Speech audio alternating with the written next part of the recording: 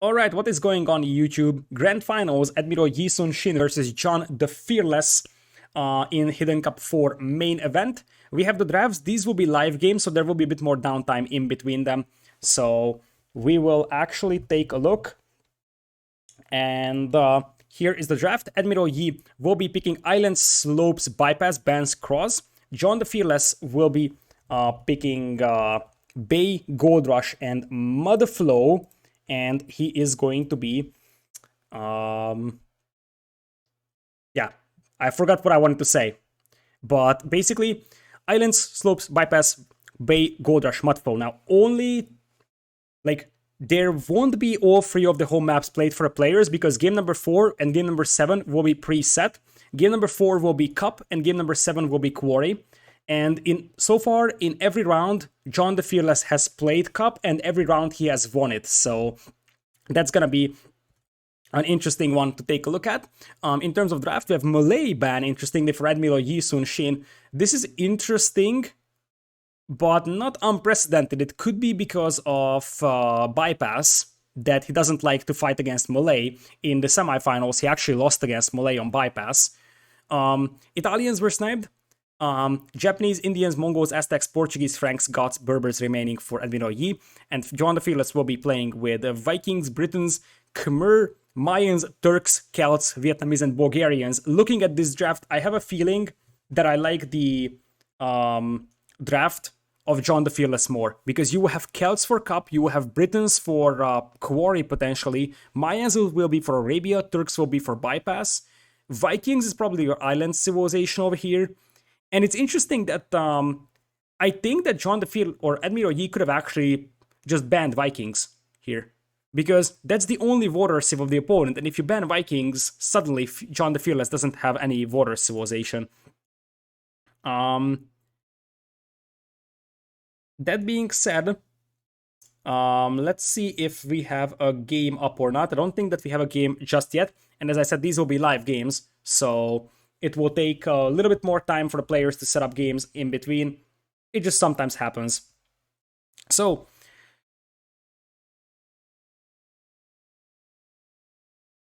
we will have... Interesting is the fact that I'm just noticing that Cross was banned, which was interesting because Cross was a win for Admiral Yi in the previous round. For High Tides, I think John the Fearless didn't play it in the semifinals, but played against Philippe the Good in the quarterfinals, I believe. And Mudflow is also an important map for John the Fearless. That was the decider game in between him and Ivailo in the previous semifinals. Obviously, there will be spoilers to the semifinals here, but I don't think that surprises anyone because you know who is playing in this one. So even though the semifinal casting just finished 20 minutes ago, it is obvious that there will be spoilers related to that. So with that, according to Robo, the games are starting. There will be a 5-minute spectator delay, so we will jump inside game number 1. Admiral Yi Sun-shin will be playing in teal color, but we'll use red for him, and John the Fearless will be playing as blue. And here you suddenly start to see that Aztecs versus Bulgarians is the civilization matchup. And we have seen John the Fearless playing Bulgarians in one of the rounds before, and in many ways, Bulgarians is the counter pick to Meso civs, because you play a Man-at-Arms opening most likely with Bulgarians, and the Aztec or Mayan player would most likely play archers. But if you do skirmishers as Bulgarians, then the Aztec or Mayan player will actually have to switch into eagles, and you have a very, very nice and easy switch into longswords to deal with the eagles because you get the barracks upgrades for free. So because of that, it looks like Bulgarians will be the pick here. Interesting is the fact that John the Fearless had Bulgarians drafted in the quarterfinals, but he didn't use them. He used them in the round of 16th. So I think in all series, with the exception of the semifinals, John the Fearless actually picked Bulgarians. but ended up not using them in most cases. So, with that in mind, we have 2 minutes remaining over here. Civ advantage is tricky because Admiral Yi Sun-shin is going to have the mobility advantage with the Eagles over Swordsman.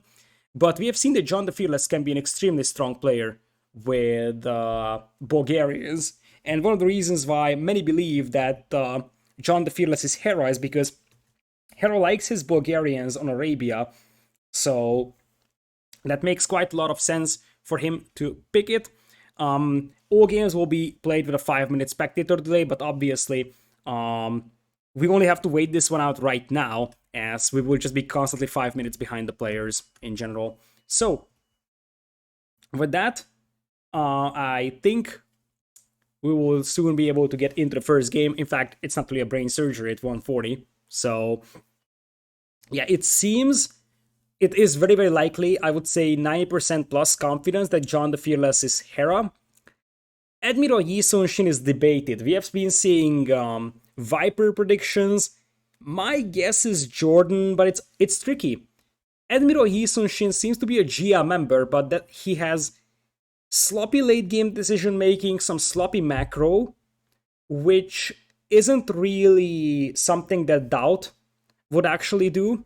It's not something that Taro or Viper would do either, but based on the strategy selections, based on the execution, the home maps, the draft, it seems like it is Jordan. It would be a shocker if Jordan would be playing a grand finals, but it's not impossible. 18 spectators means 18 channels casting. Not really, because technically anyone can spectate these games if I'm not mistaken, because they're live. And most importantly, this spectator count is only like it is shown in the time when I jumped in there. So if 20 more casters join the series after me, then that means that there will be like 50 people spectating, for example, and I would still see 18 over here. So this is completely irrelevant, and it doesn't really matter, to be honest. With that, we have game number 1 coming in here. Admiral Yi Sun-shin versus John the Fearless in the grand finals of Hidden Cup 4. A prize money of, I think, almost $70,000 is on the line between these two players in this best of 7, and we will have an Aztecs versus Bulgarian matchup.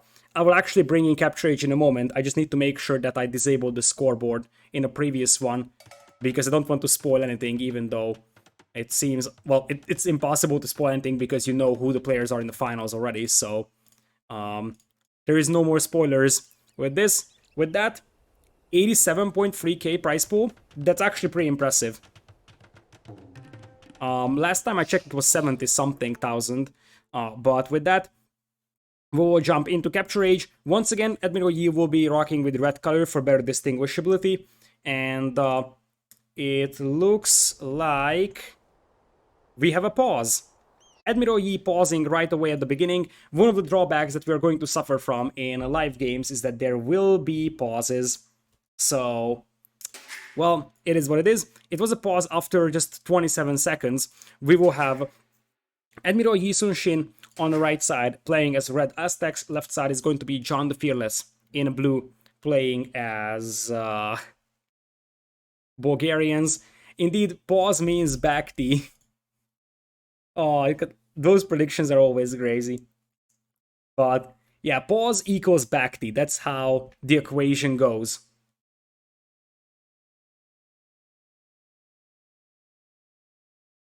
All right. So apparently we had a bit of a pause bug over here, but we're gonna have indeed pause for the hacks. You gotta turn on aimbot and wall hack. Pause for mind games? No, not really. It's probably just players having to take care of something. Often happens. Like, it legit often happens. Some players had to do it quite frequently. Like, for example, backty. Some players have to do it less frequently. And we are gonna have Admiral Yi, as I said, on the left side in blue. And we will have double boars. at the back for him. That's actually very, very aggressive scouting over here from this Eagle, and I wonder if he wants to block a villager or so. I think he's just looking for some easy sheep to lame. Because you might not want to risk taking a boar away, but you still want to lame something, so you actually go for some sheep. Pause means it's not MBL? Partially, yes. I remember that MBL actually had... at one day, MBL played a game where the fire alarm went off in the building, but he was like, I gotta beat Viper.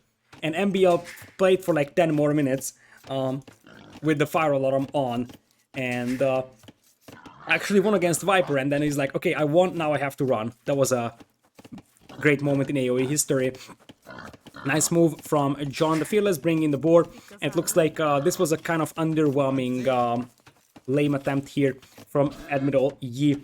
With that being said, Admiral Yi's got a beautiful gold mine over here. Stone mine isn't really great. Wood lines aren't amazing either, but this is definitely a defendable base. Berries are borderline, but overall it's an okay base for Admiral Yi. Whereas for John the Fearless, easy wall off on the left side, right side is wallable as well. And on the front line, this is wallable too. The gold mines aren't amazing, but this is probably equally good maps for the two players. Relic spawns are fairly balanced. That is usually the case for this map script, because I think the relic spawns are scripted in a way that there is always one in the middle and one in each corner or so, unless one player spawns very, very close to one corner. So, second board in for Admiral Yi. Timing is actually pretty nice on that one. One thing I don't like about this map is that the straggler trees look kind of dumb. So this is the Green Arabia version. Hidden Cup only uses Green Arabia for quite a lot of years now, so there is no Desert Arabia being used here. But yeah, it's Green Arabia, but I think that these trees are actually looking kind of stupid. It's actually a bush. For whatever reason, it has 101 wood on it. I'm not sure if that's actually in the script, or it's actually a way to distinguish between straggler trees and non-straggler trees.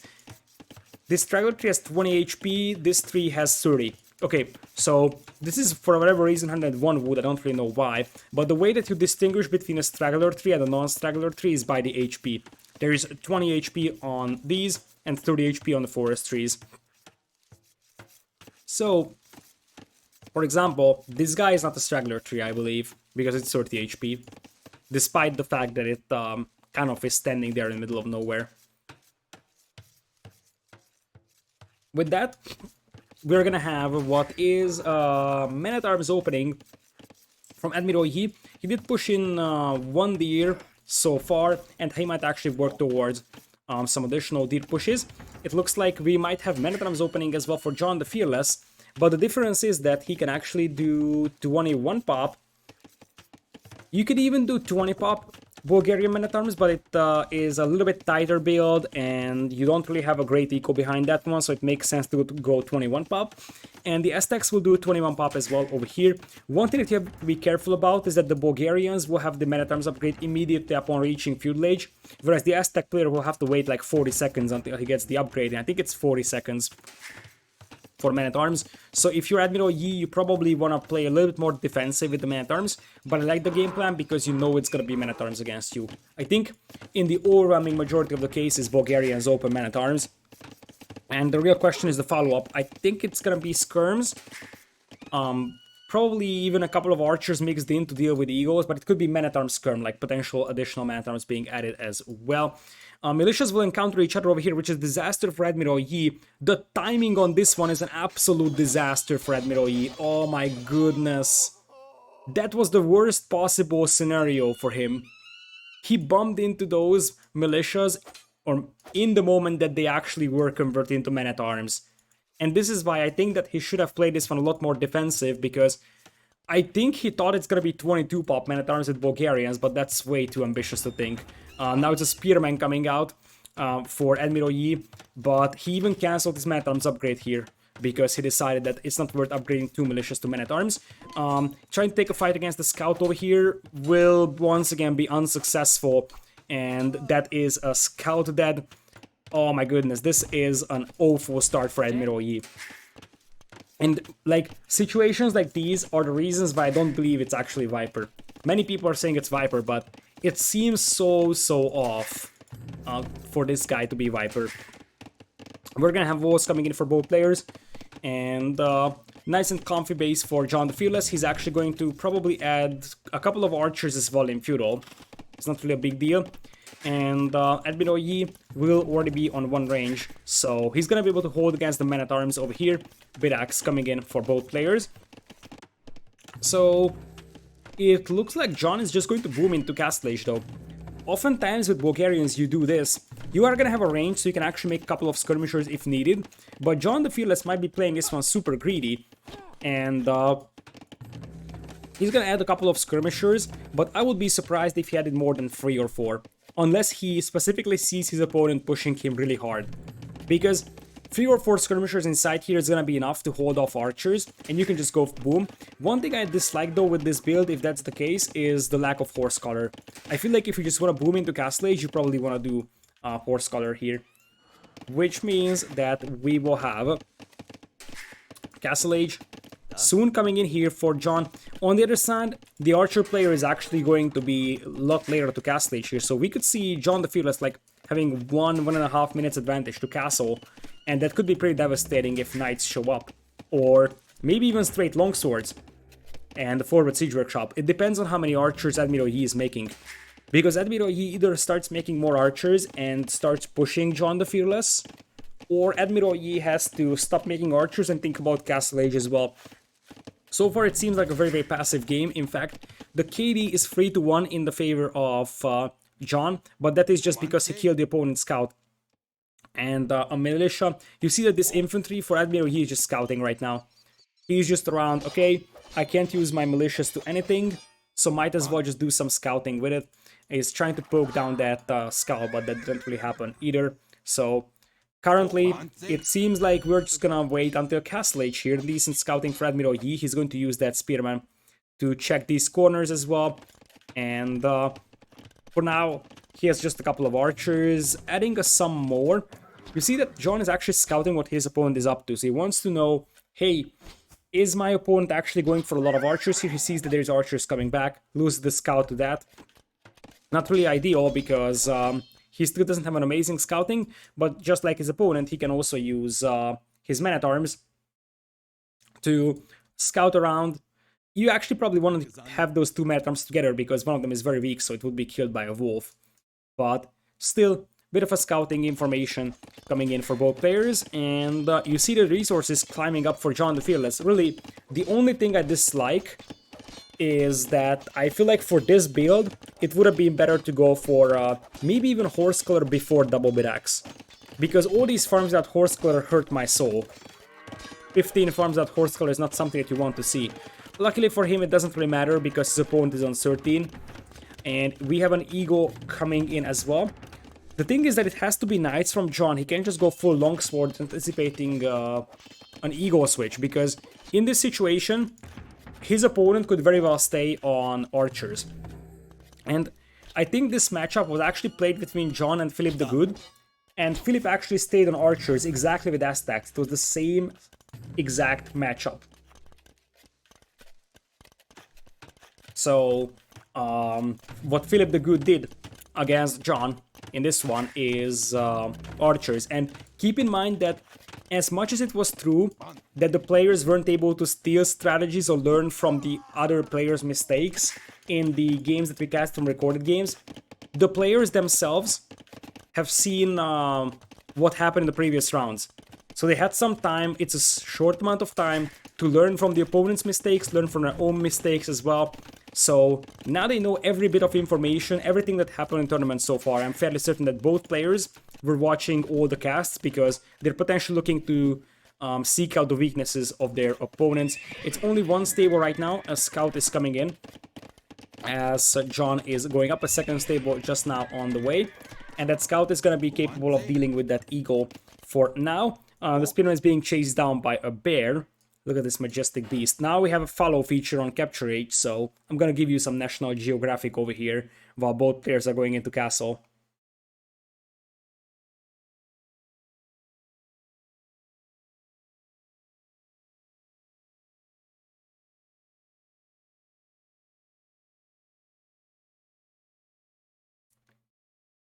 Anyways, nothing really happened so far because both players are playing super defensive, and we will have double stable knights over here. The bloodlines is a tiny bit late, but not really a big deal. And John already has a +1 defense. Early knights will be way better than the early crossbows, but that's quite a decent amount of crossbows. And I think if you're Admiral Yi, you will actually start adding a monastery really soon, because you potentially want to convert early knights, also on the way. And he decides to go for a second TC instead of a monastery. Second TC coming in as well for John. And this is a super omega passive game so far. We had 5 kills, 5 losses for both players. But those were like, okay, you take down my man and sometimes I take down yours. So really, there was barely any engagements. Some of the games have been a lot more aggressive on Arabia, but apparently probably the pressure of the grand finals is also part of this. No one actually wants to take insane risks. So Admiral Yi is actually going to just camp this hill for now, wall off his base. It's a smart thing to do so knights don't run past him. And well, it looks like it's gonna be mangonels and a couple of knights, but it's only really a couple of knights here. Decent upgrades, but not something that's amazing. So one thing that you get here with Bulgarians is that you have cheaper TC cost in terms of stone. That helps a tiny bit, although the main bottleneck right now is wood, so it really is just a very small boost for you. And he seems like he's just sitting back chilling behind these walls and going for Scorpion and Mangonel. Every time the players play this passive on Arabia, I'm tempted to just say that, like, players in general don't like Arena because it's like, oh, it's just booming fast castle, but now that you see big event grand finals, $80,000 prize pool, and they're still just sitting behind walls and booming, so we're gonna have a couple of skirms just scouting the corner over here, same thing. Crossbows looping around though for Admiral Yi, and this could be the first nice find of the game. There is no ballistics for them, so they won't actually kill a lot of Voyagers, but it depends on when John reacts to this one. John not reacting just yet. Loses 1 Voyager, loses 2, loses 3, nope. Oh, an overchop! Overchop from blue, that's a disaster. That's an absolute disaster, and his army is all the way out here. A Mangonel Scorpion. He's got knights, he can come back. Imagine if these crossbows had ballistics right now. And I think after this, Admiral Yi is thinking the same thing. Instead of having 3 TCs and a monastery, if this was 2 TCs University Ballistics, he would be 10 Voyagers ahead by now. He's already 4 Voyagers ahead, but that is a disaster. Not necessarily in terms of Voyagers lost, it is in terms of idle time. Just look at the amount of idle time. A Mangonel Knights have to come in. The Knights now have +2 defense, so they can actually clean this one up. But I think if you're Admiral, you just dive in on those Voyagers. You see them? You see the Knights coming? You just sacrifice your crossbows, pick off 5, 6, 7, 8 Voyagers, and be done with it. You can also try camping this hill and further deny wood lines. But that is an excellent start for Admiral Yi, who's also on free TCs. He doesn't have Thumb Ring for his crossbows because he's Aztecs, which is a bit of a disadvantage for an Aztec player, but I feel like if he had ballistics here, this would have been a lot more damage caused. Attempted split away from the Mangonel. Once again, those that believe that it is Viper, I don't think it is. Because this micro was a 0 out of 10 here for Admiral Yi. People are saying, oh, Admiral Yi must be Viper. Like, well, nope. Absolutely nope. Or this is a very potato micro from Viper, if he is. So, relics being gathered over here by Admiral Yi. He is going to be playing on free TCs, and for now, he's gonna be on a second barracks as well, adding Spearman, might even go for the Pikeman upgrade. Eco-wise, he's 8 Voyagers ahead, but that's not an insurmountable lead by any means, but I like these sneaky monks going for the relics over here. There will be a second monk coming in here as well. So this could be free for relics relatively easily for our red player over here. For now, it is 2 barracks, actually 3 barracks. So it could very well be pikemen. As I said, Bulgarians can react to pikemen switches quite nicely. They have long swords, but pikeman crossbow could be a little bit tough for John to handle, especially if there's a couple of egos there to mix in to deal with siege weapons. It looks like once again we're seeing a big boom war. There was a bit of regression, but at the end of the day, it just continues to be booming. Players playing this like basically arena or so. Knights now trying to pick off a couple of spearmen, siege weapons coming back to the front line, and I guess these crossbows will attempt the same thing once again. Both so heavy blow for John or for Admiral Yi. John is sitting on similar upgrades but no heavy blow as of yet. And once again, those crossbows will try to hit the other side. There is a spearman poking down villagers, but that's going to be a very, very disappointing attempt. But it's actually useful for Admiral Yi, because this way Admiral Yi knows that his opponent is on 4 TCs. You see, he might not know about this town center, but he knows that his opponent is at least 3 TCs. One of the neutral goals will be camped down by an eagle over there. That's a nice move. Similar move from John, seeing if his opponent is on stone or not. And now it's gonna be a push with knights and siege. Crossbows once again will loop around, and they will just try to get through these walls, but they still don't have ballistics. There will be a couple of monks defending. The monks do not have a single upgrade though, not even Sanctity, not even Redemption. Sanctity just now coming in alongside pikemen. Admiral Yi is not in the immediate need to jump out of his buildings though. He might lose a barracks, but it's not that big of a deal currently. Husbandry is going to be important for those knights if they want to rush down the monks. Crossbows for now. Waiting for the opportunity. Redemption immediately on the way after Sanctity. No, wait. Sanctity was cancelled for Redemption. I don't like that. I don't like this at all. Sanctity, I think, is more important here than Redemption. Because the thing is that your monks will still die to the knights. It's not just siege weapons. I think you grab Sanctity. And then, if you can, you grab Redemption. The monastery has 3 relics inside, but this is gonna get scarier and scarier for Admiral Yi, because this is a scary push overall coming towards him. 92 villagers compared to 91, and Admiral Yi is actually looking pretty decent in terms of resources to go into Imperial. He definitely needs to get Sanctity for those monks. Redemption without Sanctity is an absolute junk. Even with Aztec monks, although you have to be careful. If there's like one mangonel converted, it could suddenly become really bad for John. And Admiral Yi is actually going to beat his opponent into Imperial.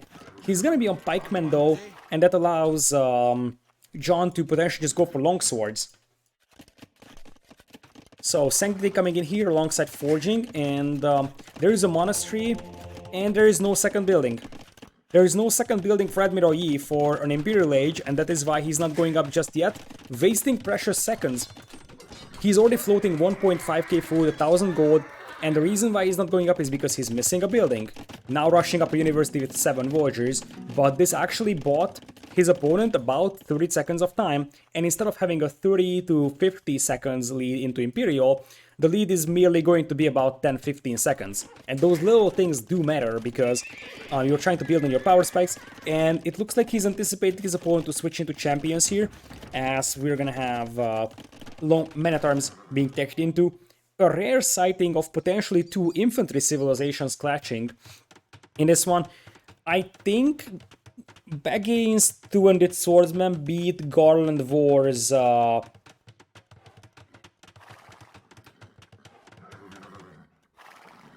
Garland Wars swordsman, but it's tricky. Champions win? I don't think so, because Garland War champions are what? 13 plus 8? And the Baggins swordsmen are 11 plus 4, but they have 6 melee armor. It's a close one. It's a close one. I don't know which of them actually wins, but I would think it might be a very, very close win for a Baggins swordsman, but I'm not sure. Well, I guess we might actually see that. There's a castle coming in here for Admiral Yi in ace position. We could also see a couple of Jaguar warriors being mixed in. Jaguars aren't necessarily a bad idea, as TC number 5 is coming in for John. The cheaper stone cost helps quite a lot, because these TCs are not meant to boom. These TCs are meant to protect your eco, and they're actually pretty useful in that regard. You will need a cast as well. If you are John, he's floating a lot of resources here going into Imperial with a half a minute deficit. Treadmill Crane coming in for Admiral Yi. Interesting upgrade this early for him. And here come the swordsmen. There was an AoE zone post a couple of days ago which said, are infantry viable? And the answer is really, infantry isn't viable in Age of Empires currently, like as your primary unit. It is good as a response unit to whatever the opponent is doing, but not as a primary unit. And, well, currently, it seems like we're going to see an infantry versus infantry clash. There's quite a lot of siege weapons over here. Admiral Yi actually massing up the conversions big time. And luckily for him, he's got Sanctity, but immediately upon reaching Imperial, those swordsmen get the upgrade. And that was an absolute disaster for Admiral Yi. Once again, it's 59 to 25 KD. He moved out at the wrong time. He tried pushing, but I mean, he only had pikemen. There is an early Garland Wars. But, yeah, he killed a lot of knights, but I feel like knights aren't really the big factor right now, because it's going to turn into a swordsman war. So, a castle coming up on the left side as well for John the Fearless. And we are going to have some outposts as well. The remaining knights will actually loop around and try to hit some of the eco. And it is 28 swordsmen versus just 14. There is Bagains coming in. So it's gonna be 12 plus 4 with 60 HP and 6 or 7 melee armor, right? Versus champions that are currently not coming in with 12 plus 6, with Blast Furnace it's 12 plus 8, and there's a lot of scorpions here as well. Numbers seem to be favoring John quite heavily in this swordsman war. The knights are getting cleaned up on the left side, and the scorpions are also pretty helpful in this regard. And also we'll have stir-ups light cavalry. And one of the reasons, or one of the trademarks of Hera's playstyle, who is likely to be John the Fearless, is the early light cavalry play and just keep raiding the opponent's eco. So as things stand, it's actually better swordsmen right now, I believe, for the Bulgarians. They have 8 melee armor with 16 damage output versus 20 damage output, but only 3 melee armor. Yeah, against even amounts of Bagain swordsmen, I think the Bagain swordsmen win. So you need the champion for Aztecs and Garland Wars to make it work, right? Because each hit, a 2-handed swordsman lands 13 damage on a swordsman of the Aztecs, and the Aztec swordsman lands 20 minus 8, which is 12. Yep. So Bagain's 2-handed swordsman actually narrowly beat Garland War 2-handed swordsman. So if champion is in for Admiral Yi, he should be actually starting to dominate. The problem that he's going to be facing is that soon there will be light cav running around his base, Kripas to secure map control, there is stir-ups as well. So Admiral Yi is holding this, but he will soon start to get overrun by light cav, or I don't think that he actually knows that it's coming. But it will soon arrive. There is apparently going to be some barracks on the right side as well to secure this stone in the corner. Swordsman numbers are still relatively even, but I feel like John's 30 villagers lead plus the ability to go into light cavalry is going to be a massive advantage for him. Whereas Admiral Yi basically has 0 raiding potential. That's the problem. Now champion is on, so that means that the champion should be able to start taking over against the swordsman here. But you see, there is light cav coming in, and how are Aztecs going to respond to that? That's the problem. They have their pikemen, but that's a mobility problem over here. And one of the gold mines over here is gonna get denied, the stone mine as well. Another castle coming in from John. So John knows exactly that he needs to deny that gold mine. You see that Admiral Yi actually wants to move there, but he seems to have no response to the hussars. And it seems like the hussar might actually be able to pick off the villagers, and that further pushes down Admiral Yi into a very, very, very deep pit. Big fight coming up here. It is uphill's fight, but you need 10 extra HP for champions with Garland Wars should be enough. In fact, they actually take a decisive engagement. I didn't even know that they are actually this good against the swordsmen. It appears that that actually matters quite a lot, and they just absolutely shredded all those swordsmen on the left side. The problem that Admiral Yi is facing is this one on the right side, all this light cav pushing him, and a castle being dropped on his right side. So mobility is a significant concern right now for Admiral Yi, who is behind by 1,000 score. And also, the gold efficiency of John's army is actually going to be great. Now, the Hussar will actually engage this, but as I said, this is all about gold efficiency.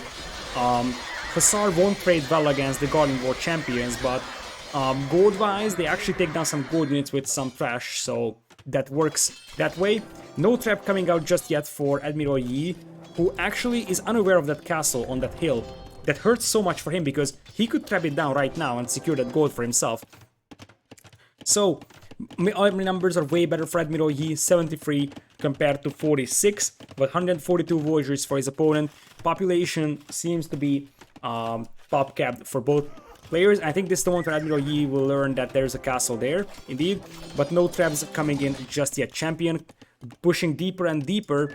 It's a mixture of pikeman and champion versus baggage swordsman and hussar, as it looks like Admiral Yi is taking this secondary gold. This is an awful secondary gold for him right now, and that's a lot of swordsmen, ladies and gentlemen. And do you know what this is gonna be? Bodkin arrow and ballistics. It could be skirms, but technically Bulgarians have surprisingly good cav archers. And against this unit composition, pikemen and champion, Bulgarian cav archers aren't actually a bad idea. There's one skirm queued up, so it might still be a skirmisher, but I still feel like Bulgarian cav archer would be a reasonable idea. Obviously Aztecs can react with the skirmishers they have, but I am not sure how fast the Aztecs can react to this one. There will be multiple traps coming in. It looks like John actually wants to unleash these traps all at the same time when his opponent is distracted. And military numbers now looking very, very close. Conics on the way, Bracer as well. The interesting thing is that we are not seeing no Elite Skirm upgrade. If you actually go for Elite Skirms, you would be seeing Elite Skirms by now. And that's not an upgrade that we are seeing. So that's why I'm leaning towards potentially cav archers, because all the upgrades are being brought in here. And we all now have the traps with the hill advantage here, knocking down the walls. Trap counterattack will actually happen, but Admiral Yi's traps are dangerously open here. Oh my goodness. Oh my goodness. And he is going to lose 2 traps for nothing here. Those were so exposed. Either the Hussar, the Swordsman, or whatever could have taken them down. And now they're actually running in with a couple of Conics and Hussar into the eco of Admiral Yi. Admiral Yi is taking a fight in the middle still, but he is going to start dropping in population soon because he's just going to get ready to death. And this one, and honestly, indeed, it might just be for the buildings. These upgrades might very well just be for the buildings for John to reinforce those castles, the cray posts over here. Would be interesting. I think he can definitely mix in some cav archers if he wants to. Now that he has gotten all the upgrades for them, he only needs just Thumbring, and that's basically it. Everything else he already has. So Admiral Yi is not technically dead yet, but he will be because, like, the thing is, if you look at the map, there wasn't really a moment ever since early Castle Age where Admiral Yi was able to kill a Voyager from his opponent. He has killed 6 Veils, lost 55. Not in a single moment. Ever since those crossbows hit John's eco, there was no time where Admiral Yi was pushing the opponent's eco. Whereas, wherever I look now, there is a blue light cavalry raiding the eco alongside champions. This castle is extremely important as well for Admiral Yi to protect the front of his base. Admiral Yi is mass selling gold over here. Trash units for Aztecs are also waivers than trash units for Bulgarians. And there's a couple of pikemen counterattacking, but this feels just like a desperate effort. And it currently seems like, especially with this Kraypost being dropped over here, that John the Fearless is actually going to take game number 1 over here. We could see Admiral Yi having a bit of a problem in the Arabia game in the semi-finals. He was able to edge it out, but not in this one. John the Fearless wins game number 1 over here fairly decisively, I have to say. And this is why Bulgarians were so frequently picked on Arabia by John. He loves Bulgarians against Meso-civs, and it is almost guaranteed that on Arabia you will encounter Meso-civs, Mayans or Aztecs. So he pretty much has a counter pick to those and doesn't even have to ban them, because he's like, okay, whatever, you can have Aztecs, because I have an answer for that.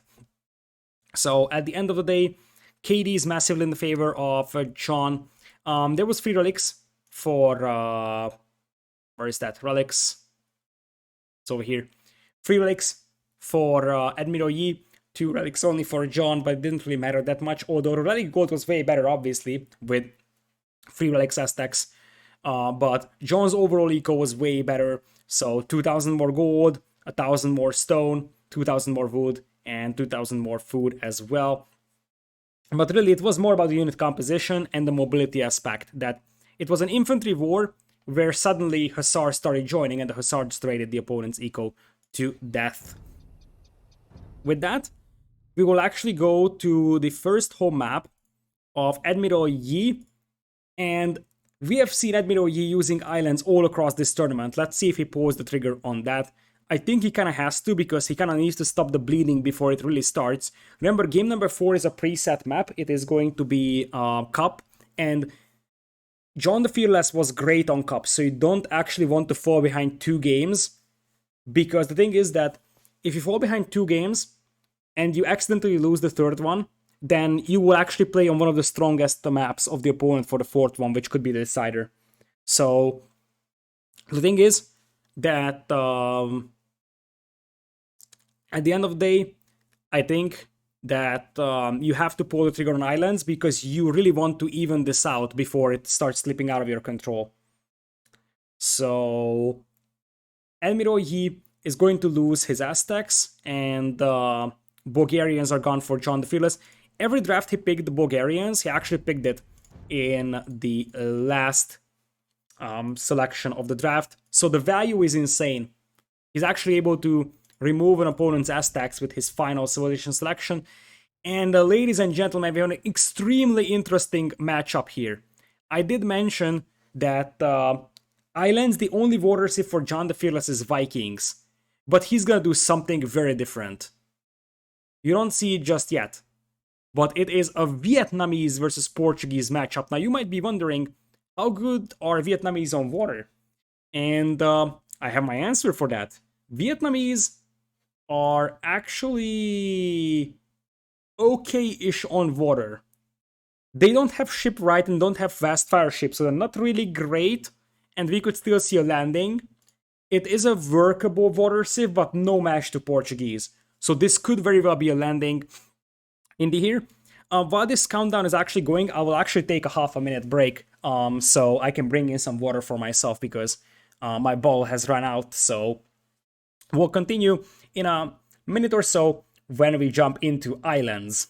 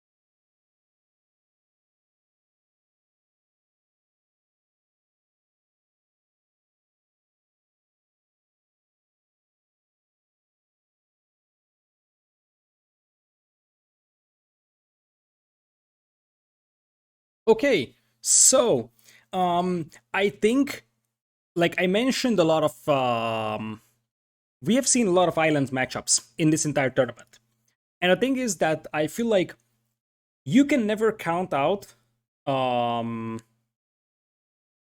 the landing for any civilization. We have seen landings in this tournament with Portuguese, we have seen landings with, I think, Italians as well early on. So you always have to expect landing, but when you're up against a civilization like Vietnamese, it has to be a landing. And here's the deal. One of the very underrated bonuses that Vietnamese actually give you is that you know where the opponent's TC is at. Back in the Wobbly days, before Vietnamese actually got any eco bonus, because 2 years ago, in the Wobbly time, Vietnamese had no eco bonus at all. So they were one of the worst civilizations out there. I actually hosted 2 polls, which happens to have the second edition starting on Thursday. One thing I noticed is that, do you know what players did with Vietnamese? Because they were always given Vietnamese, because Vietnamese and Khmer were the top or the 2 worst civilizations at that era. They haven't had their buffs yet. And what people did with Vietnamese was always pick it on islands and go for a landing. And the reason why is because if you do a landing with Vietnamese, I'm just going to show you the POV of John. You know where the opponent's DC is at, which means you know exactly where you have to land. Sometimes you are completely flying in blind when you have to do landing with other civilizations and occasionally bump into the opponent's DC, for example. You want to avoid situations like that, because that would be an absolute disaster for landing. So knowing where your opponent's town center is an extremely useful benefit.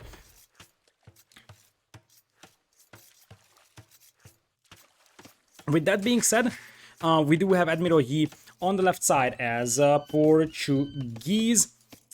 In red, right side is going to be John the Fearless as Vietnamese in blue. So Vietnamese versus the Portuguese. If this goes into a post-Imperial water fight, this should be massively, massively, massively in the favor of the Portuguese player. And I feel like what you have to consider is that I think if you're Admiral Yi, you actually start by walling yourself off when village gets closer, because you have to. You have to wall yourself off. With that being said, the island of John the Fearless is actually pretty decent. The gold mines are very safe, so are the stone mines, and the wood lines are workable as well. Other side, it is good gold mines, good stone mines. I like the fact, especially from a landing perspective, that the 2 gold mines here are actually very, very far away from each other. So even if you get land on the right side, you will have a gold and stone to fall back on the left side. Who is Admiral? Likely Jordan. Or at least that's my expectation. Here comes an absolutely beautiful dog, by the way, from Admiral Yi. I'm not sure if he sees this, but he actually found a jackpot dog spot. He doesn't see this really. He sees this very close deep fish, and he's already happy about it. But what he doesn't see is that there's another deep fish very close. This is an absolutely amazing dog spot for a red player. He's able to just go for 2 deep fish deposits very, very easily. An excellent situation overall for him. We're going to have a side dock play here for John. It is not impossible to John to play water, but in every aspect of the game, Vietnamese are worse on water than Portuguese are. So it probably has to be a landing, but this is an interesting question from the perspective that if you do a landing, do you want to do front dock? That's the main question. As I said, it is very possible it's not a landing, because I think if you're Admiral Yi, you have to expect a landing here, but that might be the mind game from John. As I said, the galley play from Vietnamese is actually fairly underrated. It's alright. It's not an amazing galley play, but they have everything that they need until Imperial, basically. So technically, Vietnamese are somewhat competitive against Portuguese on water when it comes to galley play, especially if Admiral Yi is afraid of a landing, because that could mean that he is investing a lot of resources into walling himself off, for example. Why do players always build a house nip dock? It's actually pretty simple. It's part of the build order. So here's the deal. You open with 2 houses. I'm going to show this. And the idea is that when you send out your voyager, so you start... Okay, let's discuss how this build order looks like. You have 6 on food, send 4 on wood, and then the next one, or maybe you actually add 1 more on wood. So voyager number 11 or voyager number 12 goes for the dock. By the time you get out here, you will be around 13, 14-ish population, which means that you will need a house. And oftentimes you can't afford the dock immediately, so you're using this voyager to make the house, because you will need a house anyways. And yeah, that's basically it.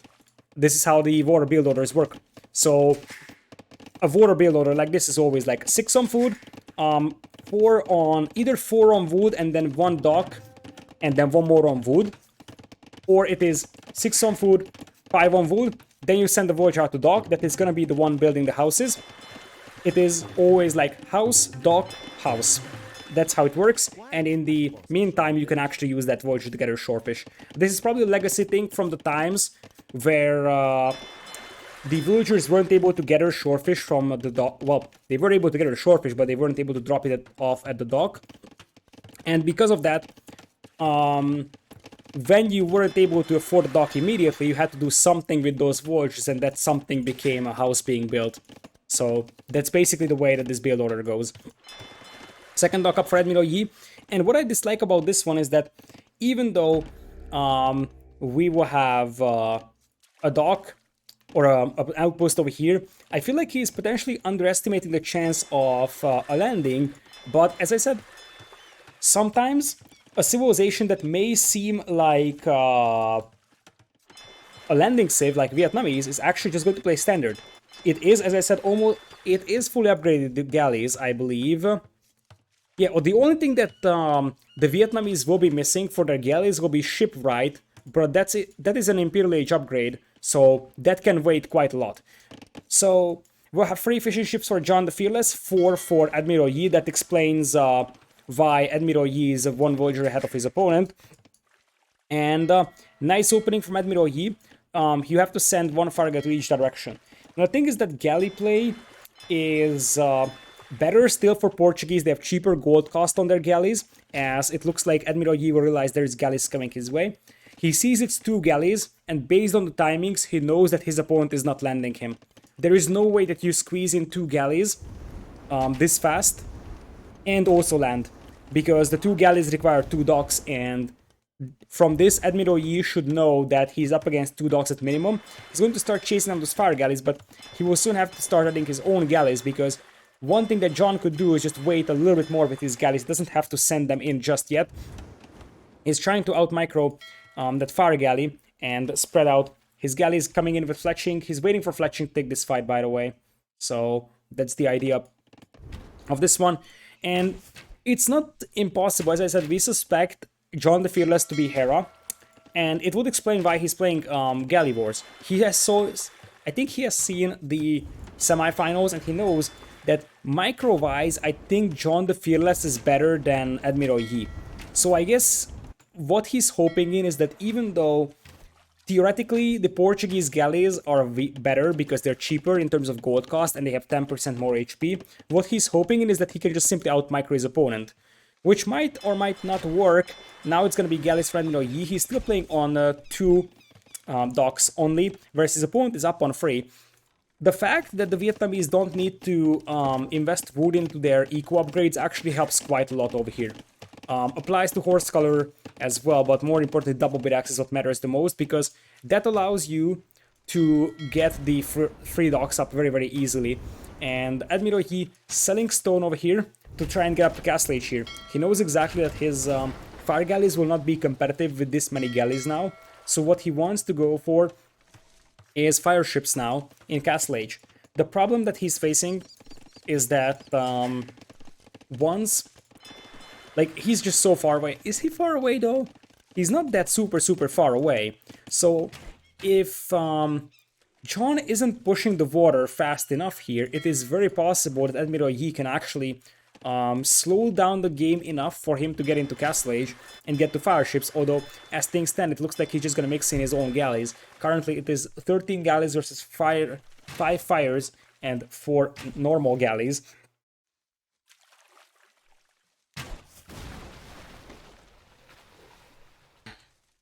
So with that, we are gonna have the galleys picking off the fire galleys over here. Castle Age is coming in for Admiral Yi, but his opponent isn't necessarily that much far behind, and he is also saving up his stone, which is important. By the way, this is why the outposts actually hurt you so much. So if you think about that, if he doesn't make these outposts, he would have been able to sell 100 more stone and he would be up to Castle Age a little faster. That's not gonna happen here. he had to invest into outposts. And the reason why he had to invest into outposts is because his opponent is Vietnamese and he was afraid of a landing. That being said, there is a minute advantage for Admiral Yi over here into Castle Age, but it is 7 galleys against 15, and I feel like one of these docks will probably just go down before Castle Age. So the production won't really be there for Admiral Yi.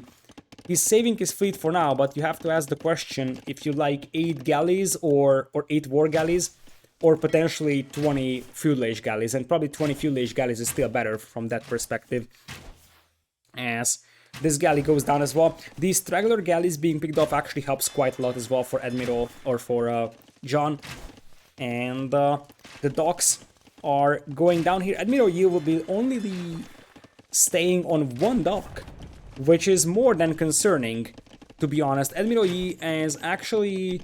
Did he just buy some stone? John the Fearless also sold his stone going up, apparently. That's how he was able to catch up. But Admiral Yi definitely sold 100 stone, and now he is buying it back to make a TC. He had to buy it, right? He didn't mine it. I'll have to check. Oh, he did mine it, you see over here. He mined about 30 and also bought 100. So yeah, it's 7 galleys, soon to be war galleys, but look at that. Admiral Yi isn't even able to afford the war galley upgrade. That's a disaster, to be honest. He's gonna be booming on 3 TCs, but I mean, his opponent can do the exact same thing. It's not something really, really special. And don't give John the opportunity to land you, because he will land you if needed. Boso coming in as well for John. He's got a fleet of 21 soon-to-be war galleys versus only 7 galleys over here. And Botkin in as well. I'm not sure what Admiral Yi is doing, but I feel like now his plan is that he knows he lost water, so he just wants to mine stone and then redock and go fast fires. Portuguese have fast fires, right? I'll have to check. They should have fast fires. No, Portuguese don't have fast fires. That's a disaster in that case. That's a big disaster. Because when you are trying to beat your opponent into Imperial and redock, that is usually a fast fire play and not a galleon play, because you need less technologies for fast fire, and they snowball a game a lot easier than galleons do. So the fact that Portuguese do not have fast fires hurts quite badly over here, because the thing is that even if he redocks, he's gonna have to rebuild galleons, and that's going to take forever for him. His opponent is playing on 1 TC only, and no landing just yet. So the eco is gonna be better for Admiral Yi, and he's 8 on stone, so he indeed is going to try and redock behind the castle at some point. And meanwhile, we have a university for John, and I think John was expecting war galleys himself, but seeing the fire galley out there, he probably knows that, hey, my opponent still has fire galleys, which means that it is most likely him not actually committing to war anymore, and this will be my time to start being aggressive. So let's see what John does. Here's the transport immediately. Did you see how seeing that fire galley triggered the transport creation? It was because he realized, okay, my opponent isn't actually on water. Up until now, he probably believed that maybe Admiral Yi has docks at the back and he's actually getting galleons. Now, the other thing that you can do, and that's the advantage that you have with war galleys here, that if you have fire ships here, it would be castle and redocking attempt from Admiral Yi. But what happens if there is war galleys? War galleys can deny castles without any problems, so redocking against war galleys is always very challenging, especially if John actually just splits up his ships on the shoreline, like he's doing right now. He's also about to harass some wood lines, and John is doing an excellent job just making sure his opponent isn't able to redock, and there is going to be 2 villagers scale barring coming in as well. 13 villagers deficit for John, but he's gonna be on 2 TCs, but most importantly, he will not be pushed inside his eco.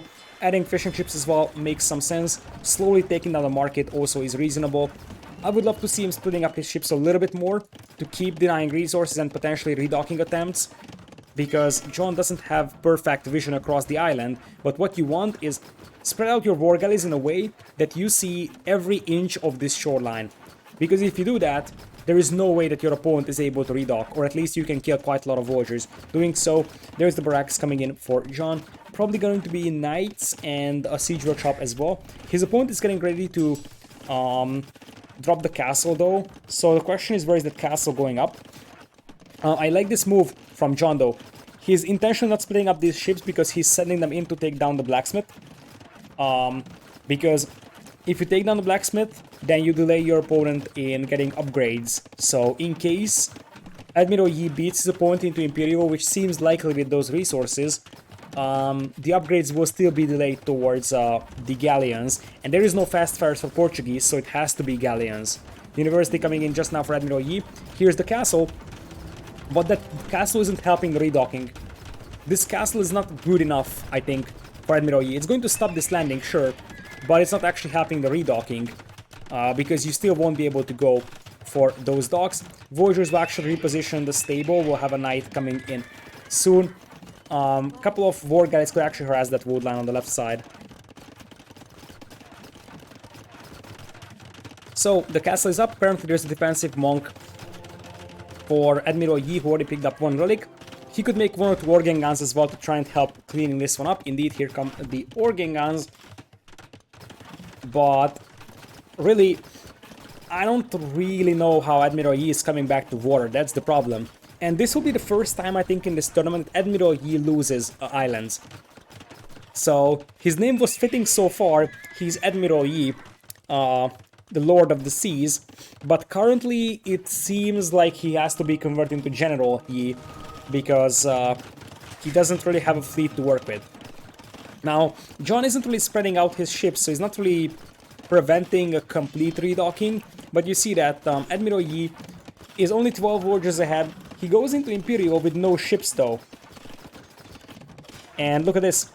Once again, war galleys denying resources is a very underrated thing to do in here. John's food income is also fairly consistent, and he's not really spending that food on anything other than 2TC play, so should be having no trouble clicking up to Imperial in the foreseeable future, although he wants to keep adding knights here. So, knight coming in here. Even just a couple of voyagers killed here idle could actually be huge in this one. And, well, the tower goes up, and heated shot could definitely help as well, but once again, I feel like at this point, John the Fearless is just not going to allow his opponent to redock. Admiral Yi is sitting on his island, and here comes the dock. I feel like, as I said, I think it would have been better if John actually splits up his ships, but he might actually see the docks here. If there is one more dock being placed to the left, it will be seen. But if there is one thing I would criticize for John, is that he's not splitting up his ships well enough. He has the knights here, so he should know that there is no docks coming in here, but he doesn't see these. And luckily for him, as I said, the Portuguese don't have fast fires. So if this was fast fires, this would be a scary situation now. Without fast fires, this isn't. Because guess what? Admiral Yi can go for galleons, but galleons need all the technologies. And now, John the Fearless sees those docks. He's just getting war galley in. And if you look at John, I mean, John is going to be a lot later into Imperial, but it doesn't matter because currently Admiral Yi has 0 ships. So, Eco is still in the favor of Admiral Yi, but I mean, there's a knight here that's actually trying to kill some voyagers on a castle. These are all actually pretty annoying for Admiral Yi. They actually add up over time. One villager here, one villager there. And there is a knight landing here as well. And just look at these ships. Admiral Yi doesn't actually have a single... Well, he has 7 war galleys somewhere. Where exactly are those war galleys at? Is he hiding them in a corner? Those 7 war galleys have been there for a long time. But I don't see them anywhere. Wait a second. Where is the fleet of Admiral Yi? Is this a bug? Oh, it's south. I see, yeah. Thanks for a lot. I mean, it was impossible to spot at the bottom of the screen. I wasn't even looking there. Still, doesn't matter, because guess what? Like, you're just now getting Galleon. I don't see this. If this was fast fires, this would have been a successful redocking, I believe. But, I mean, this game feels over because there is going to be no water control for Admiral Yi. Yeah, there is some over here, apparently. And some over here. That's the entire fleet of Admiral Yi. I think Vietnamese do have cannon galleons, so they can actually start taking those buildings down. Apparently John has struggled a little bit with buildings, so had to rush up a monastery with 5 villagers. He could have clicked up long time ago based on those resources, and that actually hurts. I thought he already clicked up, but it doesn't really matter. Like, this is a big enough lead, although... Hold on, this is a nice redock. This is a nice redock, and this could be the way for Admiral Yi back into this game. Remember that post-Imperial Portuguese even clap Italians, let alone Vietnamese. The problem that you're going to be facing, I believe, is that John already has a foothold on your island, so you will be forced to defend, and you're still going to be up against 24 war galleys with only 7. Getting Karak and careening in is actually the first good step, because that means that those galleons will be much, much better than the opponent's galleons, even if it's actual galleons from John. And as I said, that late Imperial from John could actually hurt him badly, because he should have galleons by now, because now he's up against quite a lot of galleons soon. He's sending all his fleet to the left side, but look at this, Voyager's getting picked off on the right. The wood income isn't really reliable for Admiral Yi, to be honest. And it looks like we'll have Fetorias, the good old-fashioned Feitoria masterpiece. So many Fetorias for Admiral Yi that he's unable to squeeze them into his population. Fetorias make your population jump so much that you usually don't have houses for that. And you see that he has to spam houses left and right. So, once again he's getting galleons out. 11 galleons, but it's still going to be against 25 or so. And I think he forgot about this fleet here. I'm fairly certain he forgot about that. You already have a forward position here from John Doe, bringing in some more war galleys. His Imperial goes Bracer, Chemistry, and Galleon immediately. And he's waiting for some light cav. He's waiting for some light cav, trying to snipe the monks, and he will actually send in the monks, or the light cav to snipe the monks, and then take down the trap. Nice quick wall attempt coming in here from Admiral Yi, saving the monks from the light cav. Here comes the big fight. These are still war galleys against galleons, and these are way better galleons, 182 HP with 10 pierce armor versus just 7 pierce armor for those soon-to-be galleons, and 165 HP, right? Yeah, it's 165. So this is the time where Portuguese start shining. It's a way better civilization when it just comes down to pure water combat. They even have cheaper ships in terms of gold cost. So John has to be careful, because he has allowed his opponent to redock, and that means that we suddenly have a situation where it's 18 galleons against 20. There is still a bit of a foothold here for John, and he's running around in the eco, that's something. But suddenly this is not as big of a lead as it used to be. A castle is up in the middle, as I said, for John. He can actually afford another castle as well, could be on the island in the middle. 1 relic for each player currently, as the light cavs will keep on raiding. Admiral Yi, indeed, the redocking here was actually fairly alright, but we also have to add the fact that one of the reasons why this is working for Yi is because his galleons are way better. So Portuguese galleons are so strong once they get Karak. And I also appreciate Admiral Yi going for Karak, because that's a very underrated upgrade. Still, John is just getting dry dock for himself, which is going to give him some mobility in this one. And one thing that we have to consider is that right now what John is playing for is attrition. It's ambitious to play attrition against a player that has Fetorias. But what you're playing on is that you're trying to deny like about 20% of the opponent's potential wood income from his island. Heated shot coming in for Admiral Yi. Now it's 38 galleons against 24, and Admiral Yi is undefeated on islands. As much as John the Fearless is undefeated on Cup, Admiral Yi is undefeated on islands. Portuguese is a super strong civilization, and now you actually wonder if the draft backfires a little bit here for John. Maybe Vietnam or Vikings would have been a better choice here. He had Vikings, but he didn't want to go for Vikings on this map, probably because his opponent had Portuguese and didn't want to get into the situation of caravels versus longboats. But I feel like Vikings could have had a slightly better chance here than Vietnamese. Alternative is that John knew exactly that he's going to be on the back foot in this game. It is very possible that John was like, okay, I don't have a good island civ, so I will just use my Vietnamese here, try to do my best, but I'm not really counting on winning this game. That being said, it is still possible that he's going to try and turn it around. You see that there's 4 traps inside that ship, and he's also getting played barding, which makes me wonder if we have some villagers landing here as well. Here comes the traps. I don't like that there is no defense for these chefs, but this could still work out nice. And the reason why is because the opponent's fleet is over here on the left.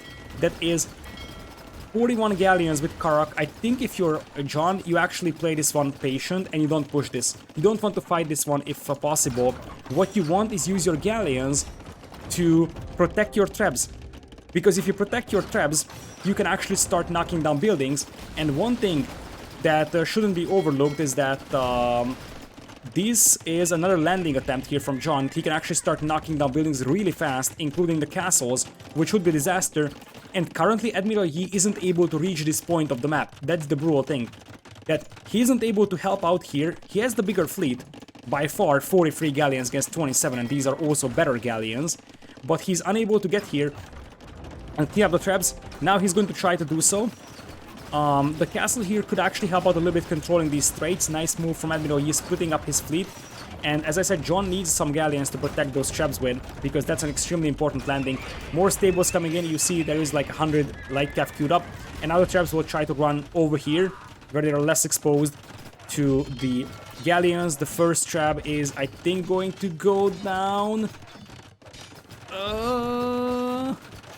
One trap. It is one trap going down. There's light cav coming in here. Now the fleet of the Admiral, though, is pretty much spread out.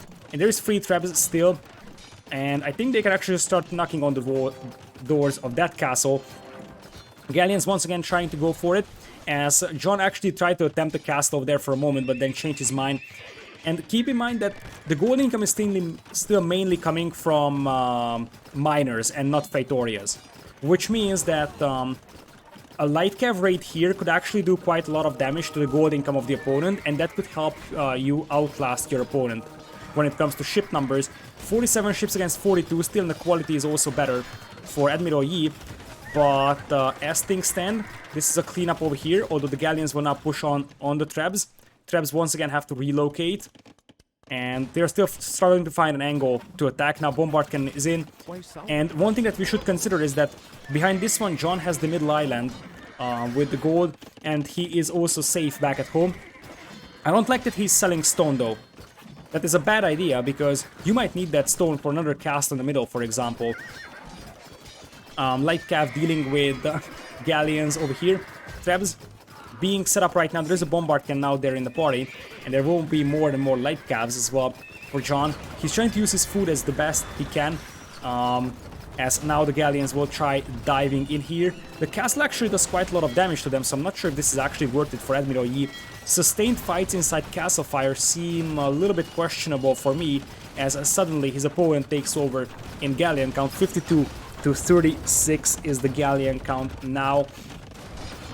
And with that, light cavs diving into snipe the traps will be unsuccessful. Bombard cannon might actually finish off the trap before it's able to take down the TC. And what you're seeing is a legacy thing. If you kill the trebuchet before the final rock lands, that rock is actually going to disappear. So this is why this TC is still alive. Extremely important to keep that TC alive right now.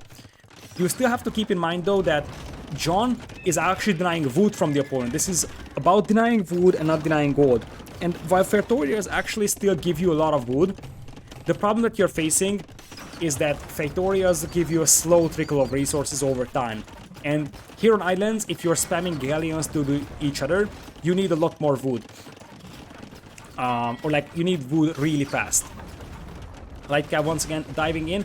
Will try to snipe the trap again. These are fully upgraded by light cav from the Vietnamese player, I believe, over here. The eco is still better for John in terms of villager count, but you also have to consider the Praetoria effect over here. And really the castle fire plus TC fire is taking out the light cav relatively easily over here. Gold is running out, though, for Admiral Yi as well, about 1.2k. Left for him on his island, and the wood is running out as well, and his opponent has quite a lot of gold in this middle island. I think soon Admiral Yi needs to transport soldiers here and grab that. Neither of the players picked up the final relic in the middle island, and it looks like we'll have the same attempt by John once again. Land with a couple of villagers. I think this is gonna be a castle here. Nope, it's just more stables on the edge of the islands, and that transport holds what's gonna be 3 or 4 trebs. A lot of bombard cannons out for Admiral Yi. I think he's preparing for one big, gigantic landing or another castle. Nope, they're just going for the wood. It appears that John actually deletes some villagers over here, or they might have been killed by the castle, I don't know. But, bombard cannons will be sniped down over here, and once again, light cav rates could be intensifying, and there's 2,000 wood in the bank for Admiral Yi. But he will soon be unable to access wood as elite caravel on the way. Now here's the tricky thing. You have to consider the price of these, and I think the reason why you're going for... No, I don't get that. Caravel is supposed to be costing the same amount of wood as a galleon, but more gold. What's the point of a caravel here? Especially the elite upgrade. It feels so awkward. Like, on stacked up ships it actually works well, but you're actually a little bit low on resources, and your galleons are still better as well. As now, once again, traps pop out, they would actually try taking down the castle, and this is the moment that John was waiting for. 50 galleons against 57, and there's, I think, some castle fire helping both sides. The first castle is about to go down here. Bombard cannons trying to take down the traps over here, land the first shot, and the castle is still standing, slowly going down here. 1.7k wood left in the bank for Admiral Yi. He's up against 48 galleons against 36, and with that, you see this starvation for wood for Admiral Yi, and I get the caravel play from that perspective, but I don't think caravel is a good play when you are thin on resources, because it's expensive. It's more expensive than galleons are.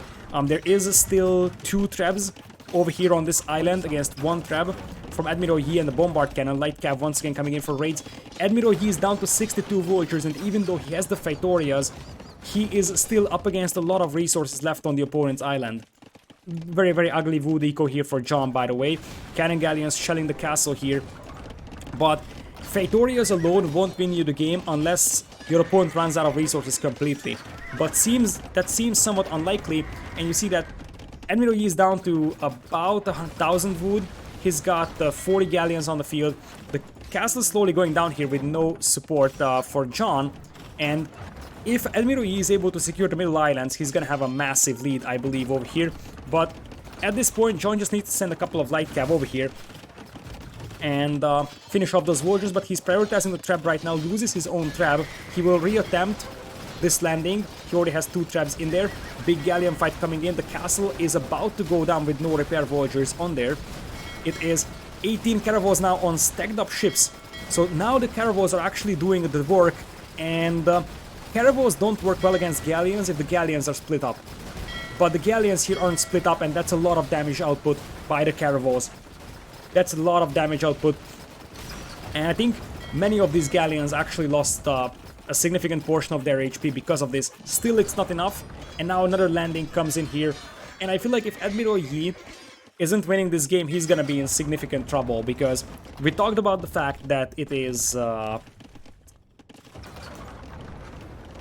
pretty much his home map, his best home map most likely. And we also have to consider the fact that game number 4 is Cup, which John the Fearless loves. And yeah, the Phaetorias help you quite a bit, but I think John the Fearless sees the Phaetorias and knows exactly that if he takes down the castles, this game is gonna be over, I think. Because if he takes down the castles, there's gonna be nothing stopping the light cap that are completely idle right now from killing bombard cannons, killing organ guns. And once there is nothing that kills bombard cannons, or there is no bombard cannons on the field in general, then the traps will just take down the Phaetorias. There isn't really a lot of Phaetorias out there, it's only 4 of them. It is, once again, 30 caravels. You have to split up your galleons, though. You really have to split up your galleons if you're John, because you could throw away a game.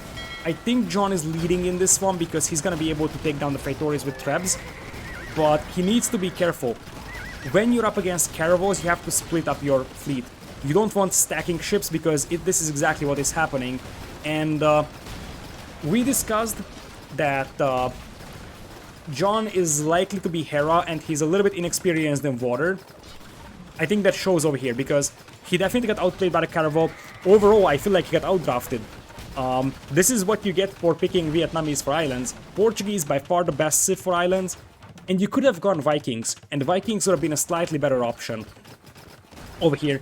And the thing is that Now if you are John, I think the bravest problem is that you didn't take down those castles. Because what you need if you are John, you need a castle at a position that the opponent's cannon galleons can't actually hurt. He still is going in hard over here, but now that neither of the players actually has mineable gold on their own island, is it is the Faitorias that are powering up the eco of Admiral Yi. And Faitorias can still be a strong resource income. Over here, he's trying to kill the opponent's wood eco though, and that's something to point out because as much as John the Fearless doesn't have gold, his opponent doesn't really have wood anymore. And the Faitorias are actually, you know, nice at gathering resources, but they won't compensate for pretty much having no villagers. And, like, there's actually no villagers for Admiral Yi. Food being sold here by John, and the food prices are actually very, very good. I feel like he might be able to outlast his opponent. Now he's got a lot of villagers. I think he has a transport queued up, or at least he had one.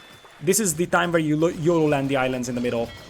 And look at this, light cav actually fighting the caravels here.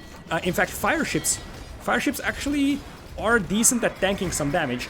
Fire ships survive a little bit more punishment from caravels than they do from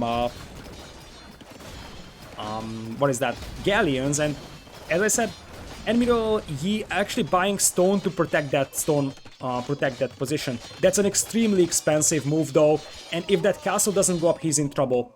He bought, like, basically bought a castle for an insane price, but that was an extremely expensive price for him. And since John is also running out of wood on his own island, he's probably going to land right now. Quick walls coming in, and that castle isn't really going up. I think if you are John right now, you need a transport. Transport here and make a castle. John still needs to finish off the Faitorias. As long as the Faitorias are standing, the Portuguese are winning this game.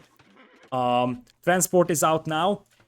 So, it's a question. How long can Admiral Yi keep up the Faitorias? And this is why many people are saying that Portuguese are just so unfair as a civilization. Because it's infinite resource generation from the Faitorias. And basically, it's going to be 4 Faitorias generating resources endlessly, and you can't raid them, you just can't do anything against them. That being said, it is a punishment for John for not being a little bit more aggressive. So, I think that John should have known that you don't want to get into post-imperial. In general, you don't want to get into post-imperial against Portuguese, even without Faitorias, because their ships are way better than yours. Like, at this point, honestly, you could make a case for us light cav running past here and just taking down this. You can kill this one, because there is no one protecting it. It's going to take some time with the light cav, but it's 30 light cav. And still some more wood income for Admiral Yi. It's 28 galleons against 26, but there is stone now for John, and once again, he's going to attempt the exact same thing. Landing with traps here and they trap down the castles. It's going to be iteration number 3, and he's also waiting for a lot of light cav. He's waiting for all the light cav. So, what is he exactly waiting for? I think he's just waiting to spend all his food. He wants one big cavalry push. He just wants one big cavalry push to like 100 light cav that dives in here and potentially snipes the Faitorias. You can actually rebuild the Faitorias to a certain extent, because they also generate gold and stone, so you can actually get their price back, so to say. We have another galleon fight over here, 25 against 30, and cannon galleons are in here as well.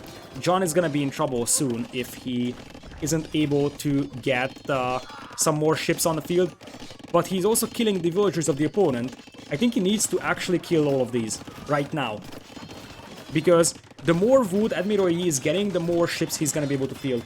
Right now, if you are John, your only hope is that you actually deny the opponent's wood as much as possible, because you still have wood that you can chop, and you still have gold in the middle.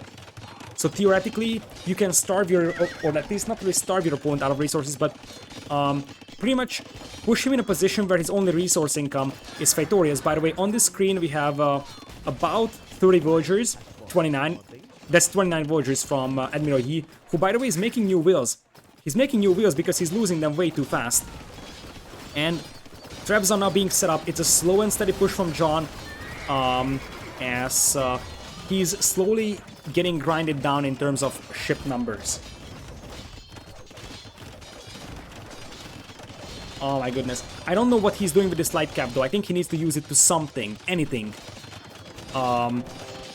Once again, the trap goes down over here. This trap, like, there is no good position to trap now for John. And I can see this, I can see him internally screaming right now. And I feel like it's a punishment, as I said, for not using the proper water sieve. I don't feel bad for him. Because, yeah, Portuguese is a beast on water. But honestly, you could have picked something else. You could have drafted Italians. Nice, look at this micro though. This is what he was waiting for, the light cap. Because he's actually sending the light cav to soak up arrow fire from the opponent. And that's the grand idea over here. He's using the light cav as a meat shield, like actual literal meat shield, to his fleet. And guess what? Where is the wood at from Admiral Yi? Where is the wood at? He's slowly getting a trickle of wood, but his opponent still has a bit more wood income right now. And that could be helpful. Now it is 13 galleons against 13 galleons. And once you have all those light cavs, this is the moment where you could just dive in with all those light cavs. Might even go for this castle. These castles actually are capable of protecting each other, but at this point your light cavs have no other use, really. Just go for it. And I don't know what John is actually thinking about. He's running out of farms back at home. By the way, both players are still on 2 relics. This is an unclaimed relic here, which could be extremely important. 27 Voyagers and Stone Walls. That's a good idea. That's a very, very good idea for Admiral Yi. And I feel like, once again, he's punishing his opponent really badly. I don't know what these light cav are doing here. You're floating 1,000 food. What's the point of this light cav push? Or all these light cavs? Just denying wood. You are fine denying wood with 5 light cavs. You could actually run in here and snipe this. Or snipe the market. If you snipe the market, your opponent won't be able to balance his eco and he's gonna get a trickle of food, wood, gold and stone. But reality is that you won't be able to use those resources well if you can't balance your eco. That being said, John actually tries landing in the middle. Well,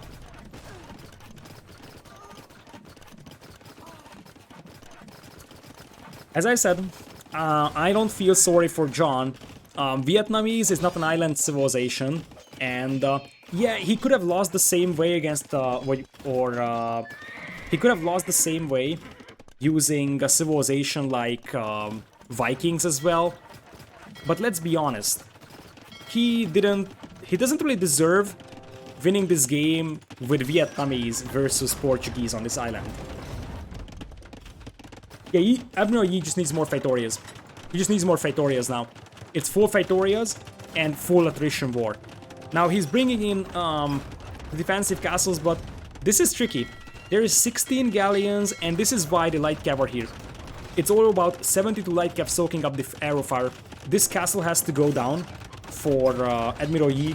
Otherwise, I don't think there's any chance for John. He really needs to be able to take it down. Alternative would be to dive in with 20 light cav and pick off the Voyagers. I think you can actually afford to do that. He's waiting for the ships to sail here because he wants to use this as meat shield.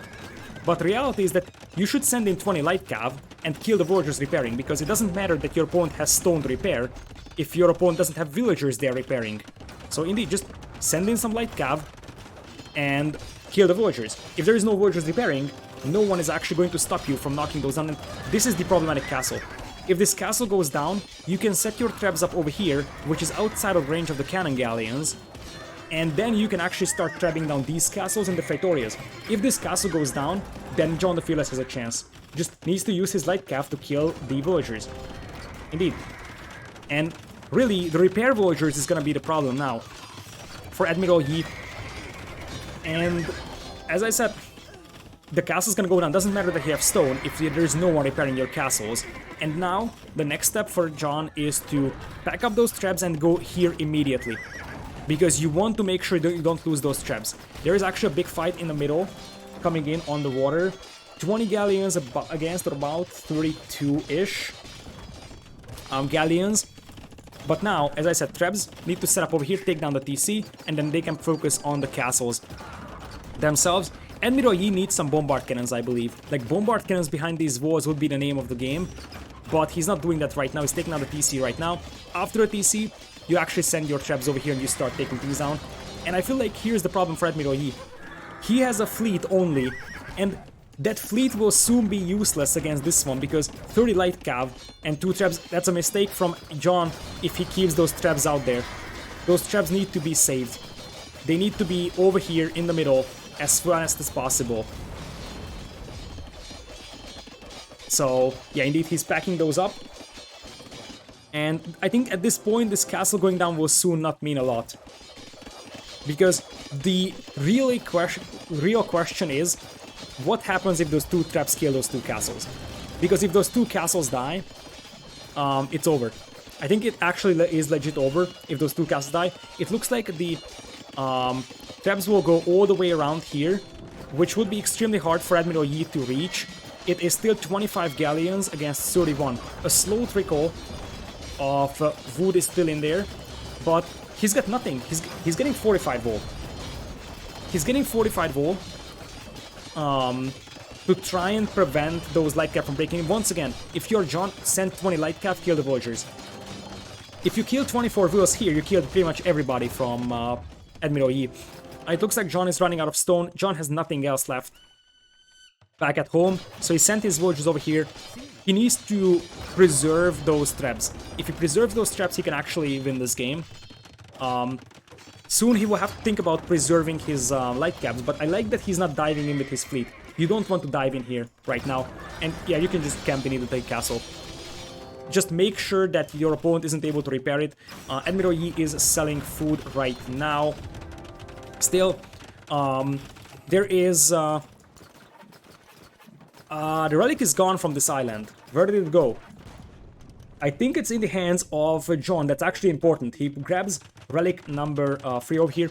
And what you have to do here is dive in, snap the bombard cannon or the cannon galleon and just dive out. Because you want to keep that castle alive. Because as long as that castle is there, Admiral Yi isn't able to push you. And John finds the gold mine. John finds the gold mine. And this is starting to be very, very concerning for Admiral Yi. His opponent is out of resources. But he's now out of stone. And that castle still is being shelled. There is no response to the traps right now. If the castles go down, the Faitorias are dead open for the traps. And Admiral Yi hasn't even touched the opponent's island yet.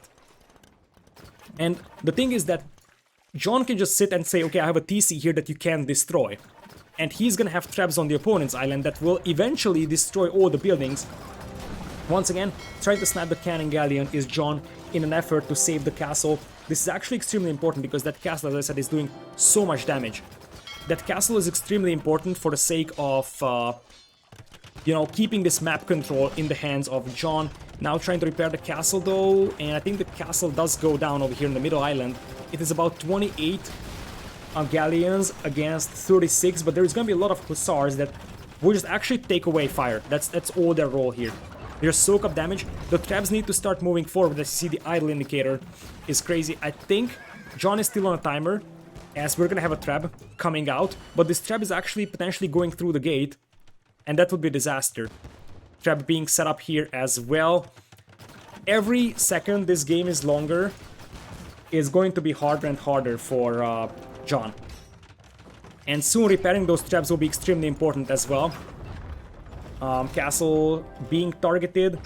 These traps can't go down. If the traps go down here, this game is over.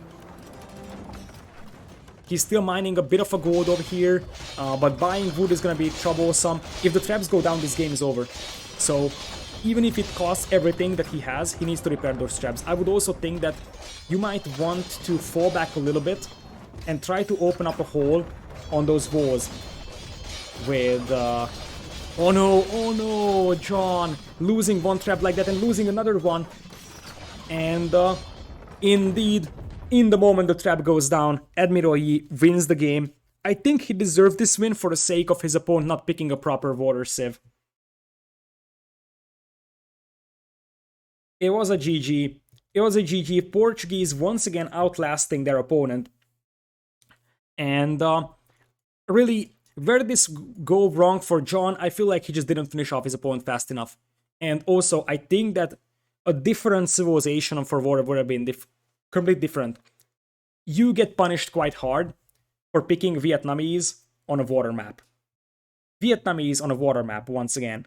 So it's actually impressive that he went all the way down here.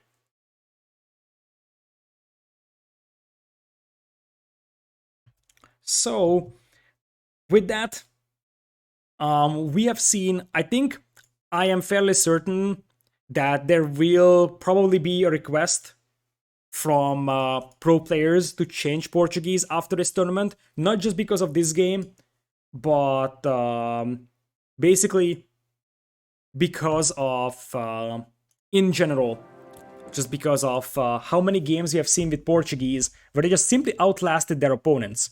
That's it. Feitoria is generating infinite resources, and if we actually want to see why John won, or Admiral Yi has won, it's this. What? John even had 14k more resources. That has to come down to like the inefficient use of the galleons against the caravels. That has to come down to potentially the worse galleons. Remember that Portuguese galleons are also stronger. So it's one thing that Portuguese have a crazy post-imp eco in islands. The other thing is that they also have an absolutely crazy quality in the ships. So it's cheaper ships in terms of gold cost, stronger ships, and the infinite resource income combined is crazy, as that's gonna be a Portuguese win for Admiral Yi, and Vietnamese loss for John the Fearless, who actually picked his two weakest civilizations so far. We will have most likely John the Fearless's first home map right now, which could be Mudflow, which could be Bay. Let's see if we have a game up yet. Nope. And we'll probably have to wait a couple of minutes as well, because, well, guess what? This is live games, and the players are already probably exhausted. And this could still be, like, this could still be a 7-game series. We have been streaming this 10 hours now, and this is still not over. This is very, very far from over. In fact, it's an even score.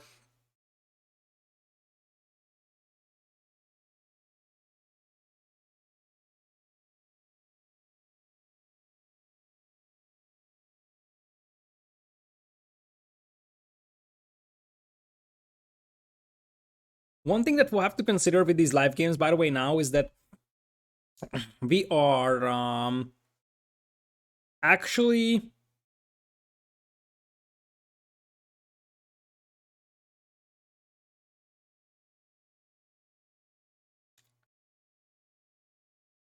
so basically what I wanted to say is that indeed the time today actually favors Hera, or at least if it's a Hera versus Jordan matchup, we have to consider that it is currently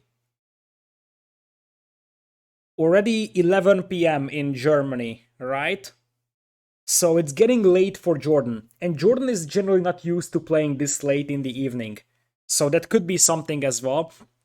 If this is really Jordan, we do have the next game in. So game number 3 on the home map of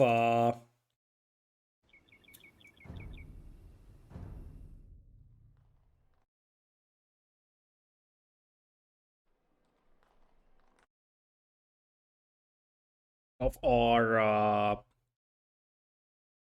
blue player, which is John the Fearless. So let's take a look at the civilizations. We will have a Mudflow.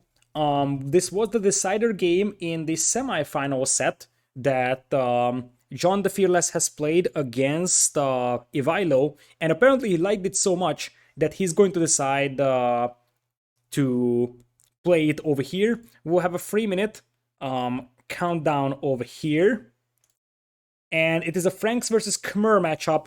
And it looks like In a previous set, that John the Fearless played against Ivailo in the semifinals, Ivailo was Khmer and John was Indians. Now it looks like John steals the idea from his opponent with Khmer jumping into houses, and I feel like a player like Hera is going to be able to exploit the mobility. The thing that we have seen from John in the majority of the games on Mudflow is that he is actually able to utilize the open map very, very well to his advantage, jumping into houses to defend his own villagers. The combination of that can be extremely lethal, to be honest. So, with that, we have 2 minutes until the next game over here. After this, there will also be the reveals of the players. I actually am going to start preparing the spreadsheet for that, because I want to do a column that says actual player identity. So actual identity over here. So 137 left. The thing that Admiral Yi has to be careful about right now is that the Arabia game was heavily in the favor of John. And Islands game, he managed to outlast John over here, but you also have to consider that at the end of the day, if you just look at the two players, now this could be a map that favors John the Fearless. We have seen how good he was against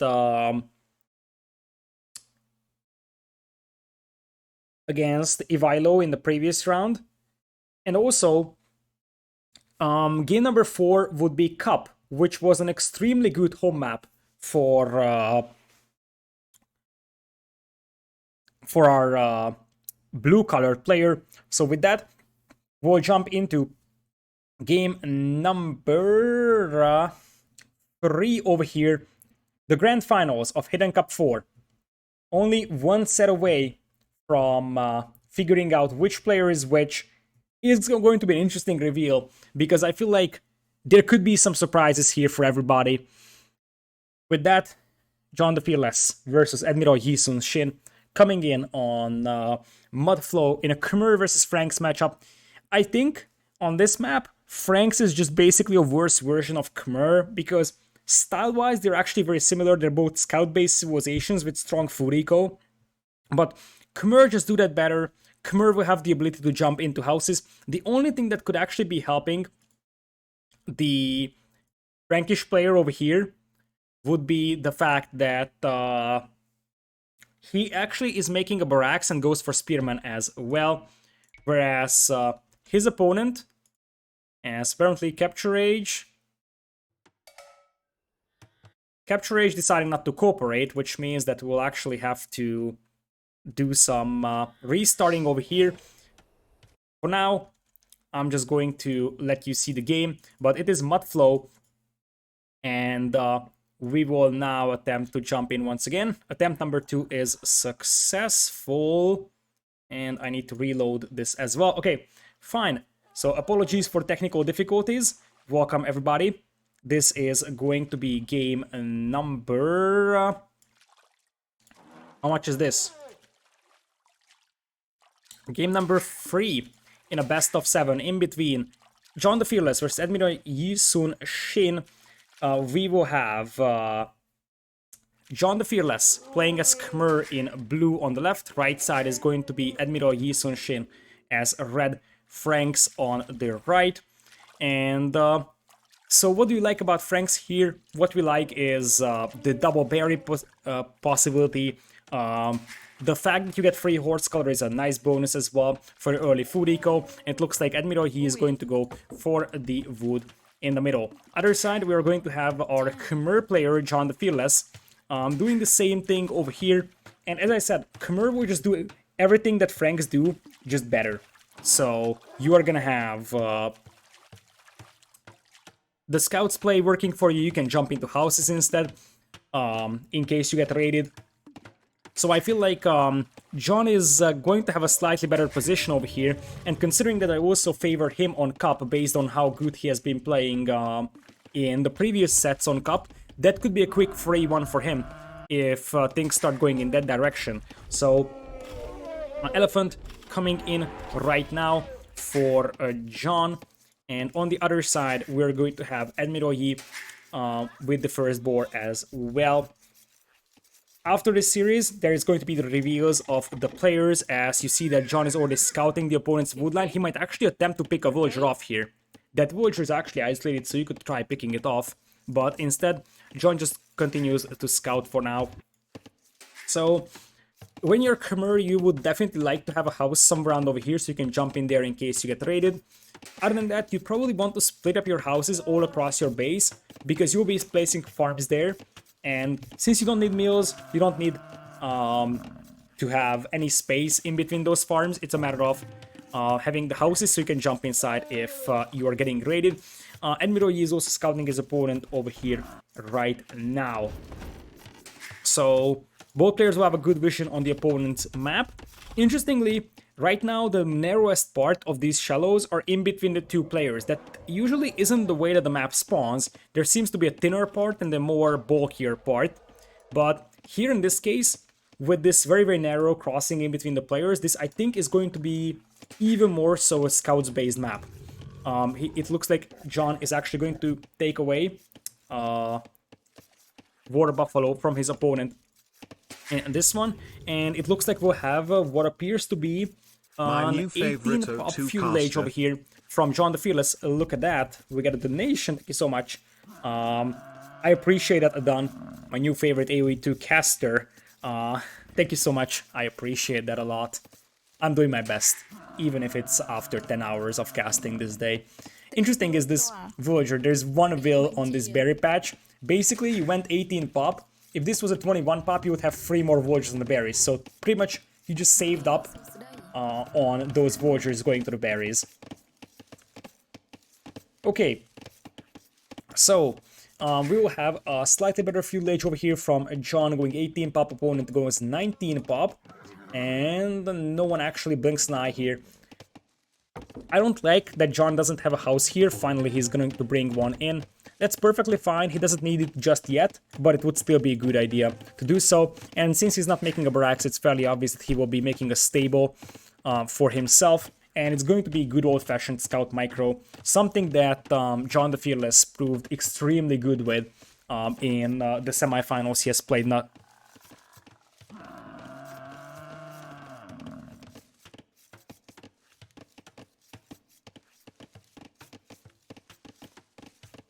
Admiral Yi, in the meanwhile, he probably saw the victory of John the Fearless in the semifinals, so he's prepared. He's going to wall around his entire wood line over here. That scout is going to be fuel age scout in a couple of seconds, so this is the moment where you will try to take that villager down. Look at that timing. Right when it hits fuel age, you hit that villager, and it looks like Admiral Yi wasn't reacting in time. John will still disengage. So this is still fine for him. Now it's a fuel age scout for Admiral Yi. And that should be John losing his scout, I believe. Now he's going to disengage. So he will actually be able to keep it alive. But for now, stable is coming in for John. Coming in here with scouts. I like this early horse color, even though it was now cancelled. And I feel really bad now. But an early horse color, if you want to go for farms, makes sense. But instead it's a very fast blacksmith. So I assume that we will try to see an early forging here. And this is exactly how John played this against his previous opponent. Just go and get the upgrades in. Fast bloodlines whenever possible, but because you want to use that stable to produce scouts, I feel like getting the blacksmith upgrades is much easier, because you want scout numbers and quality at the same time, and blacksmith and constant scout production is better than grabbing bloodlines but not making any scouts currently. So the thing is that this wood line seems like it's the most exposed for scouts because you have a lot of villagers over there, but reality is that this map is mostly about scouts and then food eco denial. So Admiral, he's gonna have quite a lot of spearmen defending his base right now. He's on double berry patches, which will definitely be nice with the Franks. And we're gonna have John once again walling off the left side of his map. makes some sense, to be honest. Even if you don't fully void your base, limiting the amount of movement that the opponent can do is already an achievement, I would say. Didn't the other Gia players add a dog this early? I think they did, but it depends. I think the players that we suspect to be Doubt and Tato are the ones that added.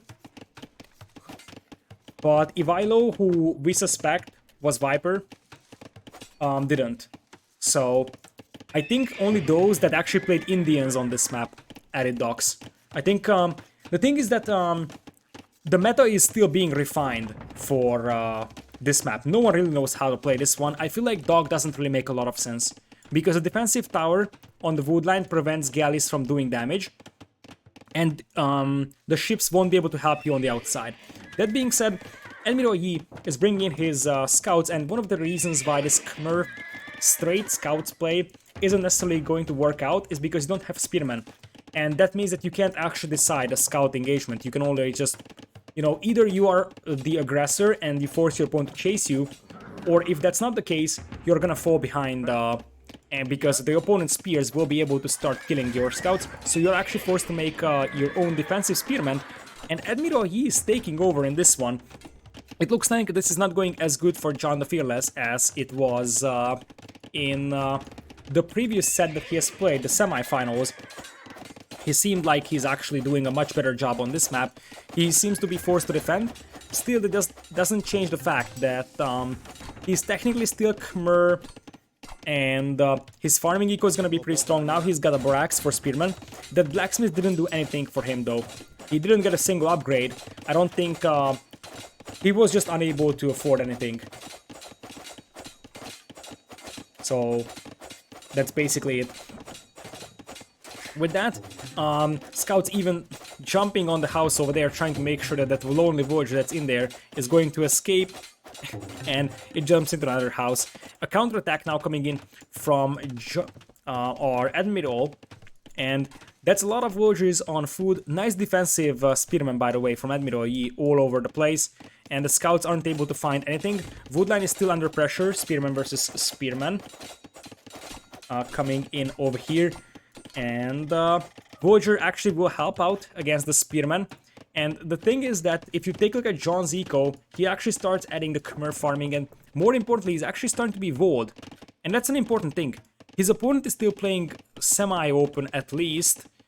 And I think I'm very, very impressed. I think it shows the high level of these players that none of these players actually lost a single Voyager so far. It was very, very intense scout fighting over here, as we'll have a tower attempted here by Admiral Yi. I want to see if his opponent knows about it. He does not, which means there could be a sneaky tower up, and if that tower goes up, it could be suddenly troublesome for John. One more spearman coming in here. Nice micro from Admiral Yi, and now it looks like John is actually going to spot that, goes for a tower with 5 villagers, so tower versus counter tower coming in just now.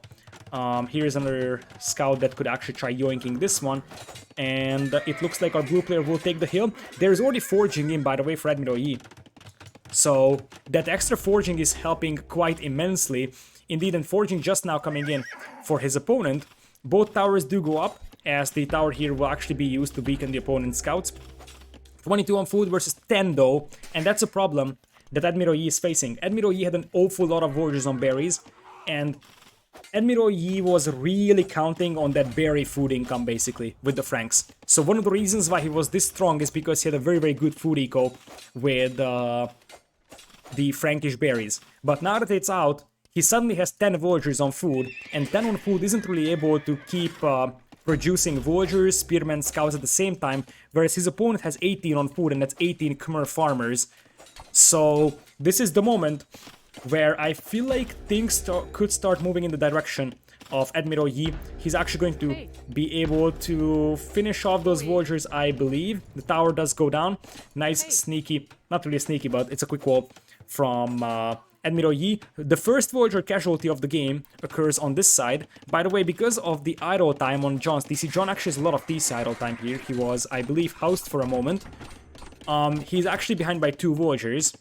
So he's definitely feeling the pressure right now. But looking at his resources, I think this is the moment where you actually add...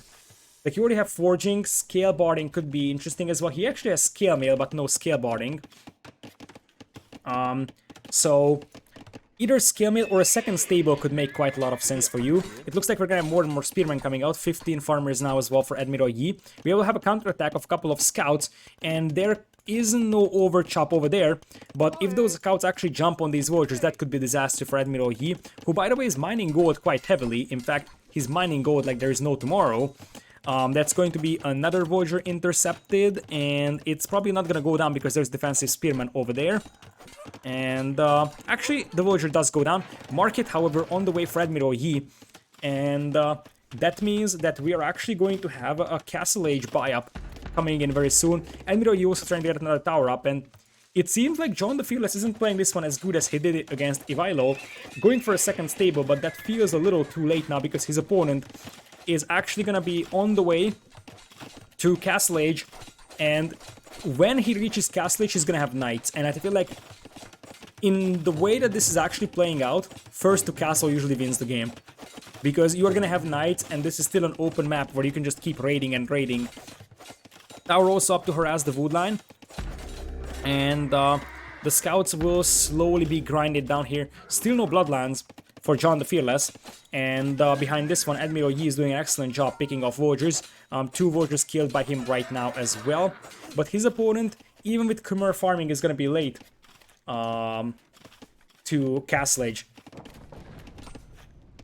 We have also successfully crossed 10 hours of streaming today, so this is probably gonna be a spontaneous 12-hour stream. Oh, that is so unlucky for John. He was trying to save that villager with his spears, but the final poke from Admiral Yi's spearman actually finished off that will. He will clean this up, that's not the problem. The problem is that he's actually gonna be behind in Castle Age time quite badly, but I remember one player, I think it was maybe NAC free, that was able to play, I don't know, 15 minutes of Feudal Age against Castle Age and still win on Land Madness. Oh no, it was Land Madness. And that was Hera. So theoretically,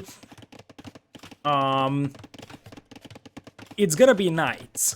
However, there is gonna be quite a lot of scouts here for a Khmer player, and honestly the Castle Age difference is not that big. It's not that enormous, and there's a lot of scouts here that is going to force a red player to defend. I think if you are Admiral Yi right now, if you are John, you kind of have to start pushing with all those light cav and just start pushing this, and Hera loves his light cav. If this is really Hera, he's gonna go up to Castle Age and go for light cav upgrade. Over here.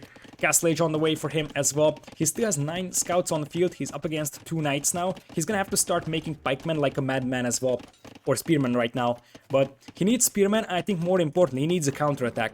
Because a counterattack will force knights to defend, and that's the most important part. These scouts also are having still quite bad upgrades. So, no bloodlines whatsoever. You see that the spearmen are really focusing down on the gold mine. They know exactly that's the open part, and now these walls are actually paying off because, as I said, you limit the opponent's movement and your opponent can only hit your gold mine. So, 44 villagers right now for both players. Bloodlines just now coming in for our blue players. A lot of spearmen, something that red has to be careful about. That's a lot of spearmen with +1/+1 even. And if they actually take the hill, it looks like we're gonna have a pikeman play from John. Right now he's cautious with his scouts. Nice quick walls coming in. I think there might be a hole in between those houses though. Nope, there isn't. And it's only 40 seconds away from Castle Age. Nice outmaneuvering though from Admiral Yi. Beautiful quick wall, but there is still a hole over there. So knights will run past. And that's indeed the 3rd tower being attempted by Admiral Yi over there. First villager goes down to the knights as well. More spears will come in, but surprisingly, John is still alive, and he still has quite a lot of scouts in here. I think he's gonna get light cav, and he will probably launch a counterattack.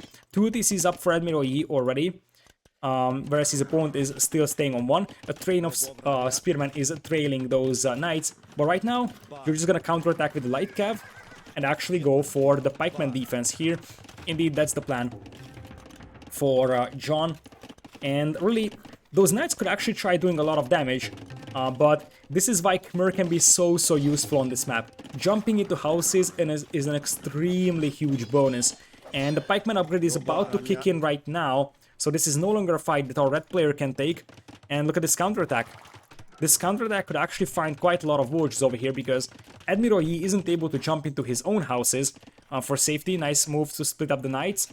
And that means that there will be a raid on the left and a raid on the right. Will be a couple of villagers being picked off.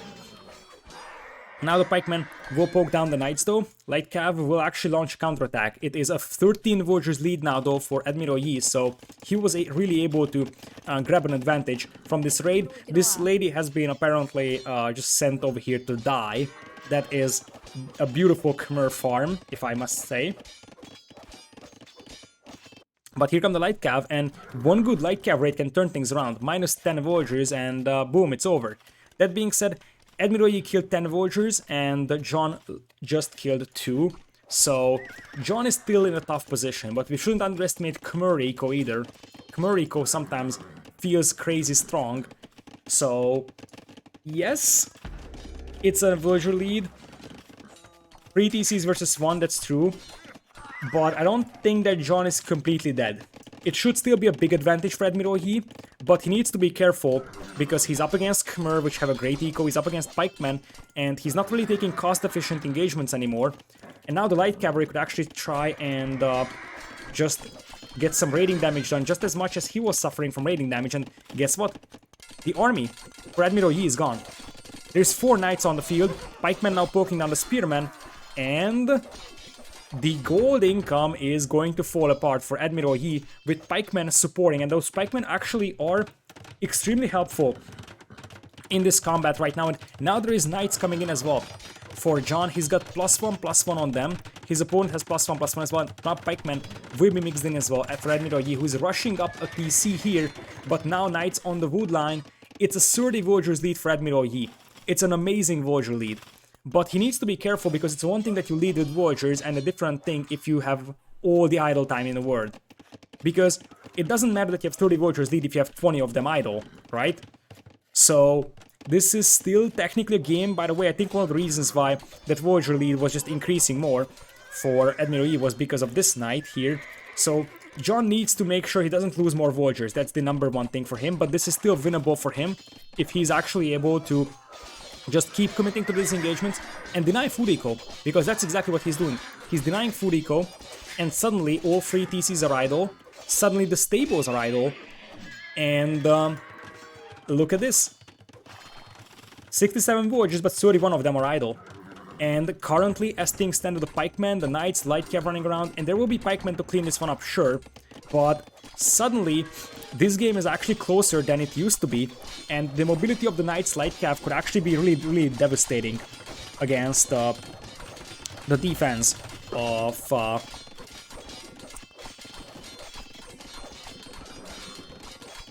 Admiral Yi. Here come the Light Cav once again, trying to snipe a villager, will be successful doing so. It's Bidax and Heavy Plow on Admiral Yi's side, and the Bidax Horse color only for our blue player. So this tower is still standing, more and more pikemen are out for John the Fearless. He is still behind by 21 villagers, but he's actually focusing down the barracks. And if he takes down the barracks, there is no more pikemen from his opponent. And the barracks is actually going down really fast. He will probably just trade pikemen to the opponent's army right now. So we are gonna have the barracks. I think at this point Admiral will try to keep the barracks up, but I'm not sure if that's gonna happen. It's a lot of pikemen though from him. Second TC coming in from John the Fearless. And with that, the barracks is down, the stable is slowly going down. And the thing is that production will be a little bit more troublesome for Admiral Yi, who is going to lose the other stable as well. Iron casting in for those pikemen. There is going to be a defensive cast on the farming eco by Admiral Yi. But if you are John the Fearless, you actually start thinking about sending villagers to stone yourself and potentially castling the middle, because that's a significant portion of the opponent's eco there. And the stables down will definitely hurt Admiral Yi's chances here as well. Villager count is actually getting closer and closer. Now it is 65 to 47 villager lead in this one.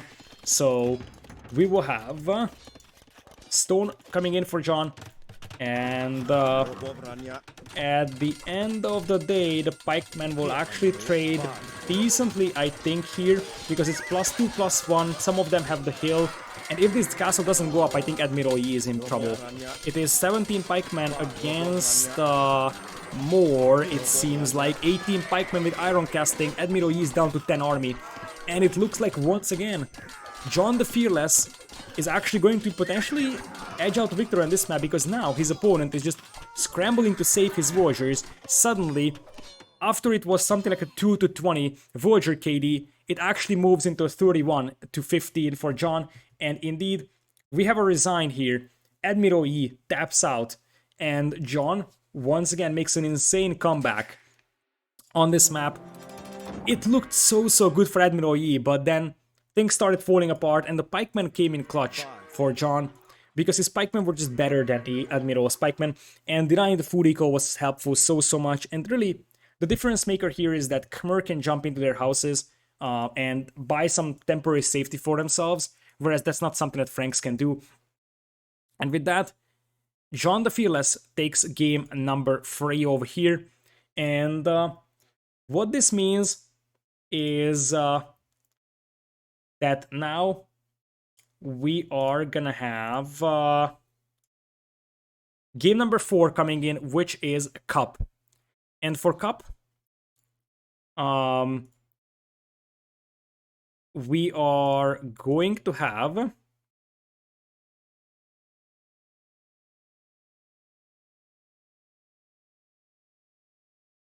let me check the players. And this is what is really scary right now for Admiral Yi, that so far John the Fearless is undefeated on Cup. He does have Britons as well, although he might be saving Britons for Quarry and he might be playing Celts. I think he did win with Japanese as well, but he doesn't have Japanese. I think he's saving Vikings though for Cup, because he didn't go for Vikings on Islands, and that's the map where it makes the most sense. Like, I don't see Bay being a Vikings map, definitely not Gold Rush, unlikely to be Bypass or Slopes. So I think it's going to be a Vikings pick, which used to be a very popular civilization selection overall for Hidden Cup 3 for Cup. With that,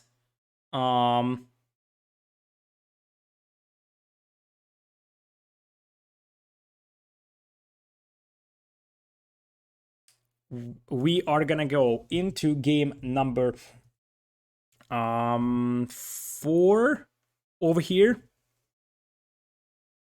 So we will actually jump in the game once it starts. There is no information about the game just yet, so we'll actually get going whenever it is possible, so to say.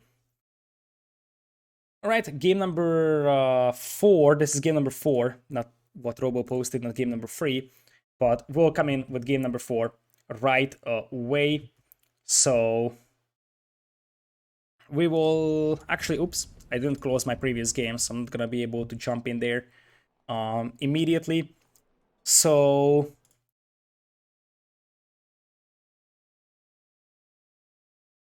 we are jumping into game number 3 over here on Cup, which is going to be, as I said, the first preset map. Game number 7 will be the other preset map, which is Quarry. So let's get going, shall we?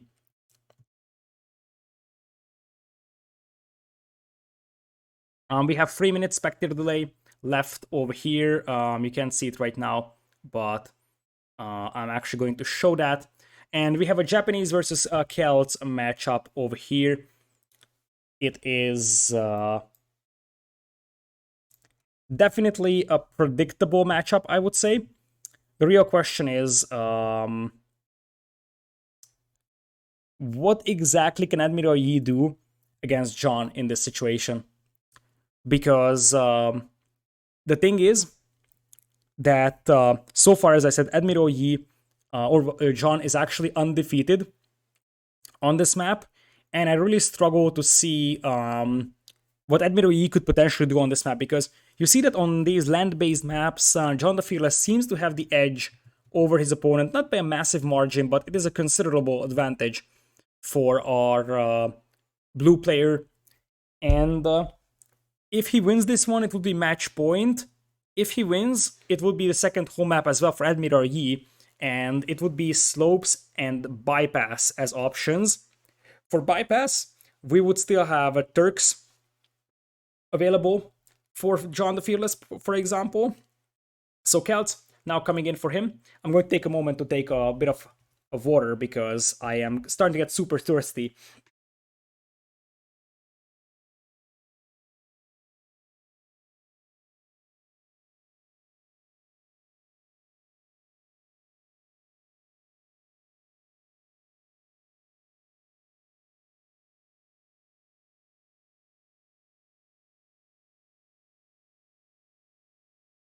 So, with that, we can actually get into the next game in a matter of moments. So, game number 4. So far, this series has been delivering, but it was an interesting set. So, it wasn't really dominant from either side, yet you still feel that I think that so far Fearless has been, or like John the Fearless, has been a little bit more convincing than his opponent, Admiral Yi over here. This turns out to be a very, very long day as well, by the way. So really, this final day of Hidden Cup is delivering with some great series. It's delivering with some length as well. It seems like we're actually going to hit 12 hours of casting today, which is going to officially make it the longest day of Hidden Cup.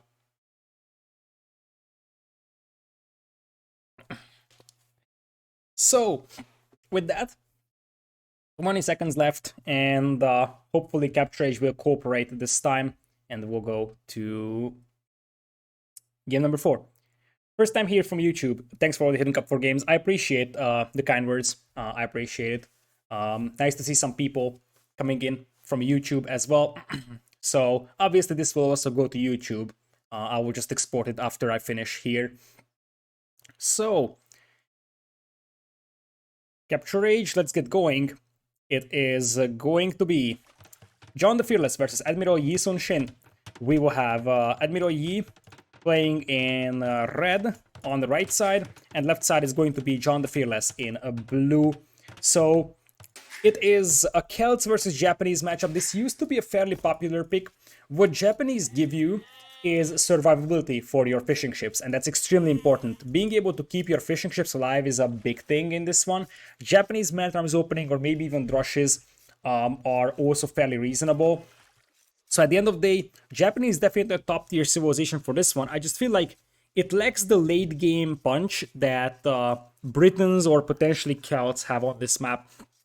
It's interesting that Vikings were so unpopular on this map this year, because last year we almost exclusively saw Vikings on this map as one of the civilizations. So with that, John the Fearless does have a gold mine that's relatively safe given his map. To be honest, woodlands aren't amazing, but I mean, it's definitely a defendable base for him, and this gold mine is alright, as I said. Berries okay. Other side, berries are totally fine. Well, not really fine, but it's a little open. The gold is great and the stone is amazing, and this woodline helps a lot at defending the base as well. What I massively dislike, as I said, is that this side is very, very open. It always seems to be the case for the player spawning on the right, that his south is just so open. That being said, we're gonna have John the Fearless sending villagers to wood over here. Let's see how many. He's going to go with 4 on wood. That likely is going to be a drush from him. And on the other side, we are going to have only 3 on wood from Admiral Yi. And we have a lame. We have a lame coming in here. So let's see if Admiral Yi notices. Admiral Yi noticed, but a little bit too late. So he's going to be behind his opponent here. And it looks like John the Fearless is coming in for the kill now. Admiral Yi trying to block the boar, and the boar de-aggroes That's a beautiful defense from Admiral Yi, and saves the board from being lamed. Excellent start for the game, I would say, for him, because he's gonna have the HP advantage over his opponent now, which is something that needs to be considered.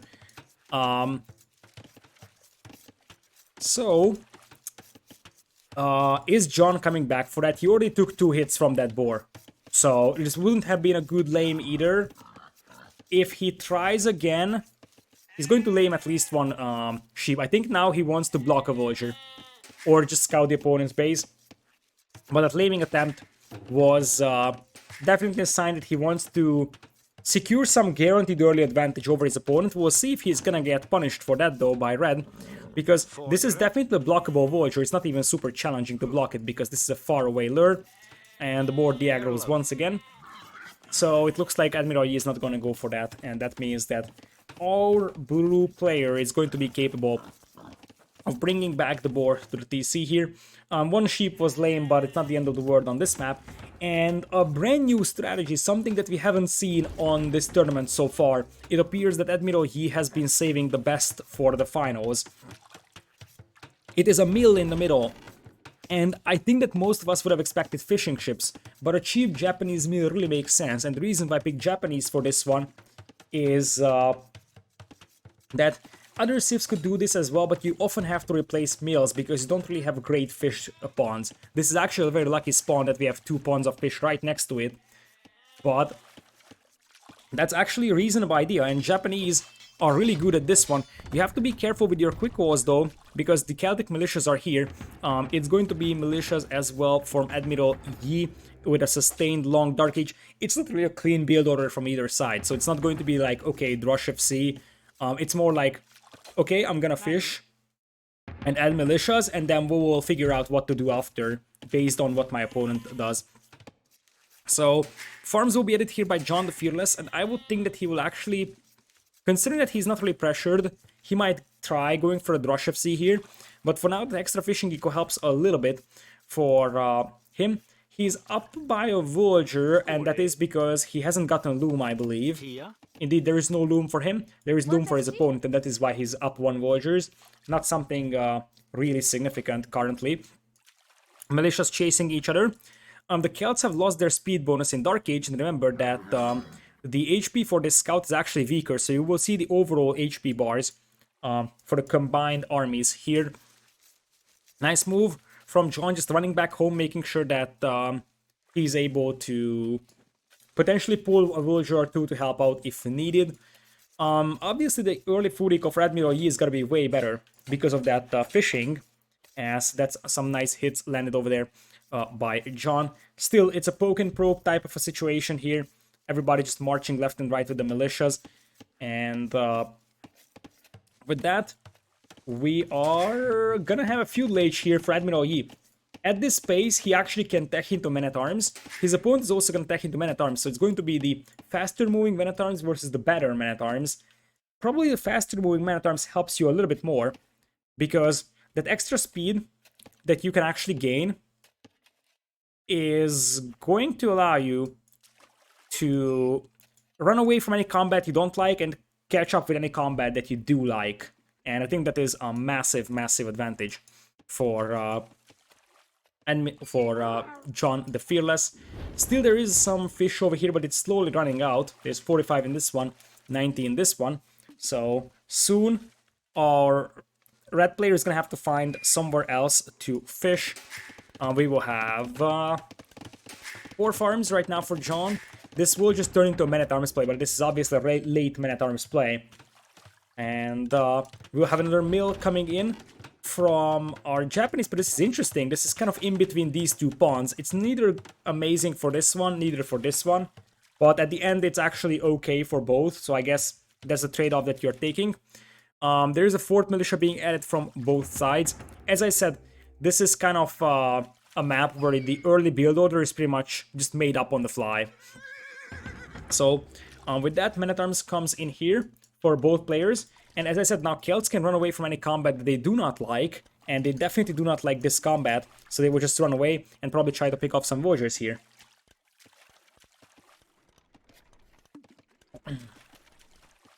So, with that, Celts once again just running around waiting for a Man-at-Arms upgrade to kick in. He will turn back right now as he's hoping that he's gonna have Man-at-Arms as well. But now he sees that his opponent has Man-at-Arms. And, well, John the Fearless is just going to run around with those Man-at-Arms until he can. So, Admiral Yi apparently managed to pick off a Voyager, and that's where we're looking at right now. A Japanese Man-at-Arms actually hitting the Voyagers here. A Voyager survives at 1 HP, or will she? Oh, I think Admiral Yi could have committed. I think if he just lets that Man-at-Arms be, I think that it could have killed the lady. That was very, very close. Still, we are gonna have the 4 Man-at-Arms now hitting the berries. And remember that the food eco is much more reliable for Admiral Yi. He's got shore fishing working for him, even though he's got some idols. Whereas he's not right now pushing the opponent's berries. It's 4 Man-at-Arms versus 4 Man-at-Arms. And an archer now is being brought in by John.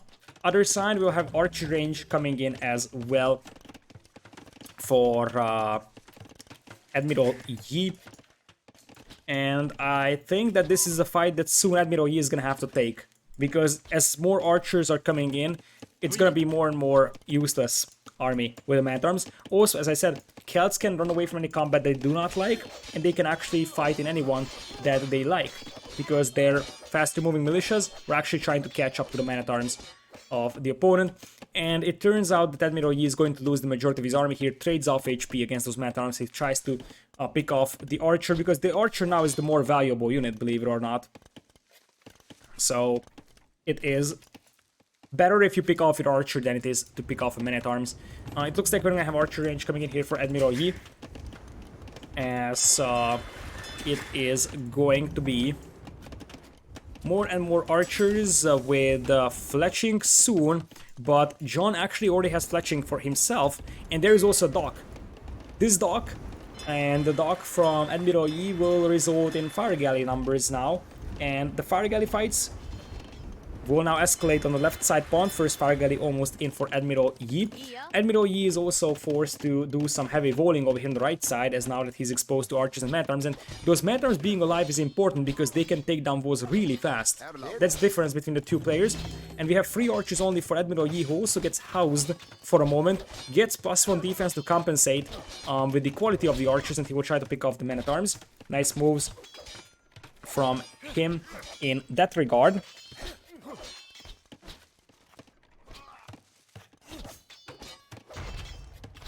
And with that, we're gonna have the dock slowly going down over here. Only 1 fire galley inside. There will be 3 fire galleys for John. So it seems like he's actually securing the southern pond. But even more importantly, he dives in here. And with that, he's actually able to pick off 1 Voyager. His first Voyager kill of the game. But it will be followed by, I think, another one. Indeed, the second one goes down. And the Celtic Man-at-Arms that are faster also help at chasing down archers, potentially chasing down Voyagers as well, which is a nice added benefit here as well. And I think Admiral Yi's problem here right now is that he has to scramble to defend. He's only 3 Voyagers on food, and he is up against these archers that do not have +1 defense, but the micro seems to be nice from John. At the end, these will be cleaned up, but if you look at the resources for John, it starts to become better and better for John here. So, he's getting close to... I'm not going to say he's getting close to cleaning up to Castle Age here, but if you look at how many Voyagers he's got queued up, he pretty much is on the way to Castle Age in the next 1 or 2 minutes. And these archers are still alive, harassing Voyagers. And once again, John is completely undefeated on this map. He has won all the games that he has played on it, mostly with Britons, but he won with Celts, and I think he won with Japanese as well. I'm not so sure about that. He secures this pond, and he could actually add a couple of fishing ships, and indeed, he's on the way to Castle Age.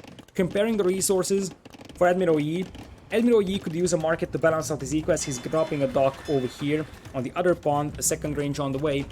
But Castle Age is still just a distant dream. Not so super distant, but it is a distant dream for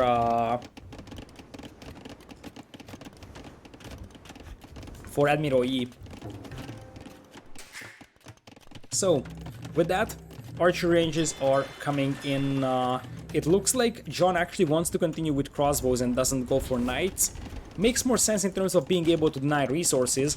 And Admiral Yi is doing the right reaction. He's just going to add walls behind and make sure that his opponent isn't able to bash his way through those walls.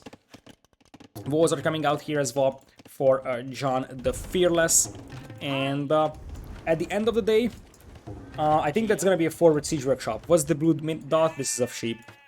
It was a sheep that was lamed at right at the beginning, and this would turn into a good old-fashioned crossbow siege push, something that we have seen a lot of back in the days when Arabia was a little bit more vulnerable.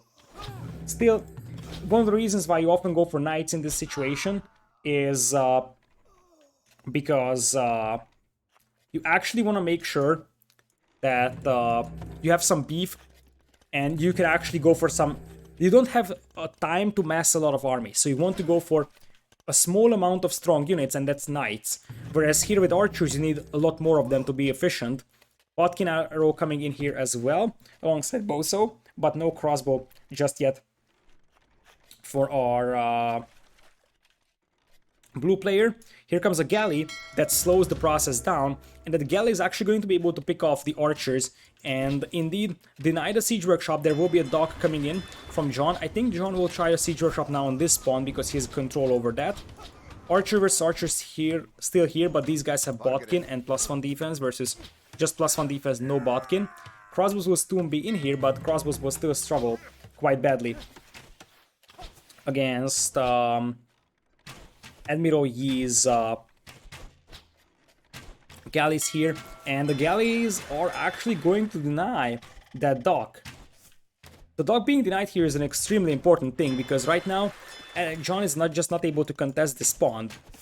And as I said, John is so far undefeated on this map. I think he still has a legitimate chance of pushing this one from the other side, but his castle age advantage is now, boom, gone. It's going to be double TC play from him. Right side is going to be 1 TC, second TC, and I think he can afford a third TC and maybe even a university to soon squeeze in ballistics. So fire ships coming in here to burn down the house. This is a good idea. They want to burn down the house, and then the crossbows can get through. Crossbows will be in a moment for Admiral Yi. And to be honest, oh, this is so good. And we have seen very, very little of this one so far from Admiral Yi, but he has been so good with this one in the previous rounds. Just hitting the wood lines with one crossbow at the back, and his multiple army control was just so good in many cases. With that, crossbows are actually taking down the fire galleys, but finally, John the Fearless actually finds a couple of warriors to kill himself at the back of the opponent's wood line.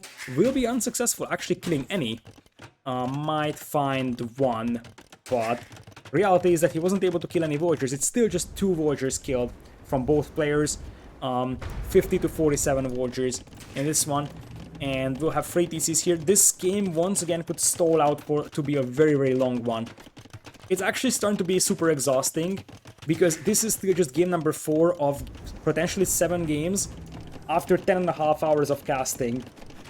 And as I said, this potentially could go into a 2 hours game, because this is the stage of the game where neither of the players is able to push the opponent. The base is just so well defendable that it seems somewhat unlikely that either of the players will be able to do castle age damage, and it turns into a booming contest. We will have warriors from John being added to stone. The Admiral is doing the same thing, and he's redocking. I guess what the Admiral is thinking about is adding war galleys, and that could be a reasonable idea. If you add war galleys, what you could achieve is potentially going to be the chance to start knocking down these buildings, and those will be buildings that you will have to rebuild. It's going to be a university coming in here for John, so he's still hoping to find a couple of warrior kills with his crossbows, and there goes the first one, even though that didn't need ballistics specifically, but he's still trying to push the back of this wood line. 3 TCs over here as well for both players. Yeah, this is actually problematic for people that are living in Europe, because now it's going to be midnight and tomorrow is Monday, so... And we could still have 3 hours over here. I think the biggest problem for the Europeans right now is that, you know, everybody wants to see the reveals because that's probably some of the most important part of the tournament. Now, we will have a Mangonel coming in here. Admiral Yi moves away from there. And nice micro from Admiral Yi right now. Outmaneuvers the crossbowman. He's actually very, very nice micro from him. Beautiful micro overall. He doesn't have ballistics, neither does his opponent have it. And, well, with these two buildings, now John the Fearless can think about going into Imperial. He's a little bit low on gold. A TC comes in here in the middle for John the Fearless to make it TC number 4. And War Galleys, they will deny some farming space, but it's not really the end of the world, to be honest. At this point, it's 77 villagers against 69 though, and I feel like what really is concerning for Admiral Yi is his opponent's food count. That 600 food could soon turn into an Imperial Age, and an Imperial Age could soon start snowballing, because this map can snowball in early Imperial. Last year in Hidden Cup 3, in many cases, the way that this map snowballed was that people picked Vikings, and early Imperial won the game for them with Arblast and Siege Ram. That could be very possible for John, that if he's beating his opponent to Imp, he's gonna do a Halberdier Siege Ram push on this side, or potentially starting from this lake, if he's actually docking there. He's getting Fire Galleys right now.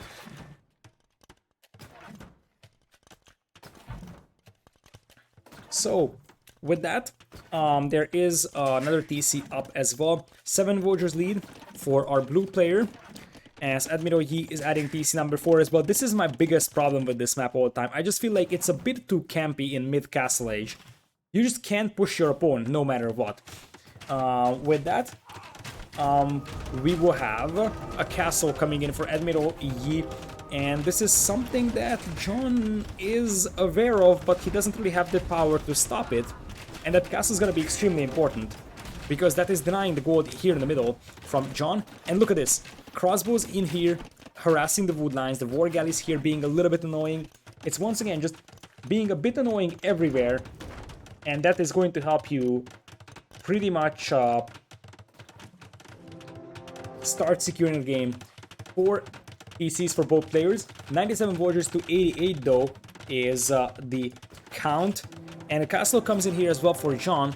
And I feel like he's now thinking about Imperial and Trebs. He won't really be able to protect those Trebs though if he's up against multiple War Galleys or fire ships potentially. So it's something that he needs to think about. Also, Kelts don't have great galleons. So they're missing Bracer, and that hurts quite badly for their galleons. It is worth pointing out that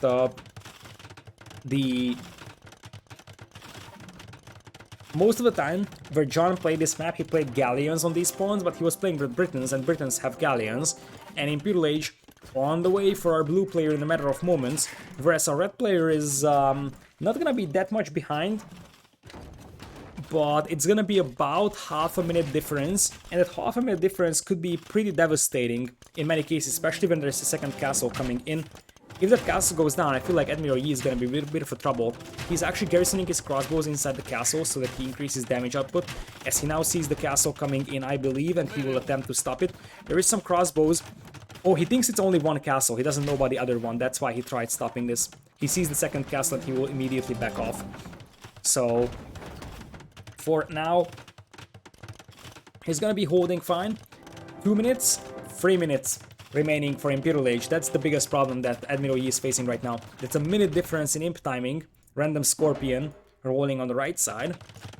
And that will be 2 castles worth of Trebs. Those Trebs also fire faster because they're Celtic Trebs. So that's something that you have to consider as well. That Celtic Trebs will give you a nice edge in this one too. And with that, Admiral Yi is also using the wrong TC to imp. This is not going to be a problem, but it could be if you use this front TC to imp. It's tricky to say which is the safest, but I would say this one is the safest to imp. Doesn't really matter that much for now. A third castle, interestingly, for John. So he feels like his opponent is gonna be in Imperial at the same time than he is. That's probably the reason why he is dropping castle number 4. He had to buy himself some stone to do that. So that's why he's dropping castle number 4, because he's expecting his opponent to hit Imperial at the same time as he is doing so. As, oh, that's a disaster for Admiral Yi. His fleet now is just at the bottom of this lake. But if he's suspecting his opponent to be an Imperial at the same time as he is, and that's a signature Hera move. Are we going to see Celtic Paladins? Technically we could. With all that gold and food in the bank, this could be Celtic Paladins. Against Japanese, that might be an awful idea. It could just be Light Cav, because that would be a very, very classical Hera move. We'll soon find out in a moment, I believe, if it's actually Cavalier. Celtic Paladins aren't necessarily great, in fact they're awful. But still, nice consistent trap production over here. And on the other side, we have a Samurai indeed coming in. What is the Cavalry though? 3 castles, all making traps versus 3 castles, but this is the imp advantage. I think in this situation you have to keep making traps if you're John. You can't stop at 3, because you're up against 3 castles. You need to get like 6 traps out here. And it's knights. Celtic Paladins, somewhat unconventional, and Japanese halberdiers will eat them for breakfast. But I guess right now John is not confident with the Void Raiders, so he's gonna go for Celtic Paladins. There is a Samurai raid coming on the south, which will probably kill 10-15 villagers from John here, as one castle is already being trapped down. Admiral Yi trying to keep his castles up, just getting trap number 1 and 2 out. His opponent is almost at 5 or 6 traps, and that is extremely important right now. Being able to have the trap numbers advantage is going to be champion from Admiral Yi. Reaction was nice from John. He reacts to the champ, or the Samurai coming in here for a raid, and eventually he's just going to send the crossbows to clean this one up. He still needs some time with his cavalry, dispatches villagers to repair his first castle. The castle goes down here from Admiral Yi, and he's up against 5 traps that fire even faster because they're Celts. And there is going to be a champion play from Admiral Yi, but his samurai are dying on the south. As a second castle goes down as well. Eventually they trade one castle over here, but there is the Paladin, and he's patient. Well, not Paladin upgrade right now, but it's Cavalier. He's patient, and he's waiting for the opportunity to unleash them, and one good Cavalier raid into the eco could finish off the game. I think John the Fearless actually did something like that versus Ivailo on Bay. On Bay, he was just waiting patiently until he got the Cavalier numbers and unleashed them into the opponent's eco. And right now it is longswords. The thing is that John the Fearless is preparing longswords because he's expecting longswords from his opponent as well. But reality is Paladins. Or, well, right now Cavaliers. Iron casting just now coming in. And there is a lot of gold on this map, so it makes quite a lot of sense to try and go for Paladins. And it's going to take some time until Admiral Yi is actually able to tech into Halberdier. It's not something that's impossible, but it takes some time. And I feel like this is the moment where you actually want to snowball a game with Japanese, or with the Celts. Here, Crossbows actually took down one of the war galleys here. So Kopas is raiding with 12. Thank you so much. I appreciate that a lot. So, with that, we're just waiting for Paladin to kick in. And I would assume that with Paladin, just run past here and try to hit the eco. Champion soon on the way for our Japanese player who is expanding towards the north with the gold and the stone. There's a lot of space to fall back over here, as he's going to try and get an angle on this castle.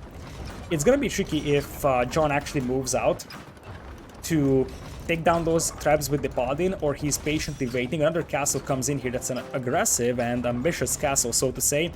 But I guess it is a time to up well with the Paladins. So you are going to be able to take down whatever Admiral Yi has with the Paladins. And here's the moment of truth. I don't like that this castle was lost, though. I really don't like that this castle was lost.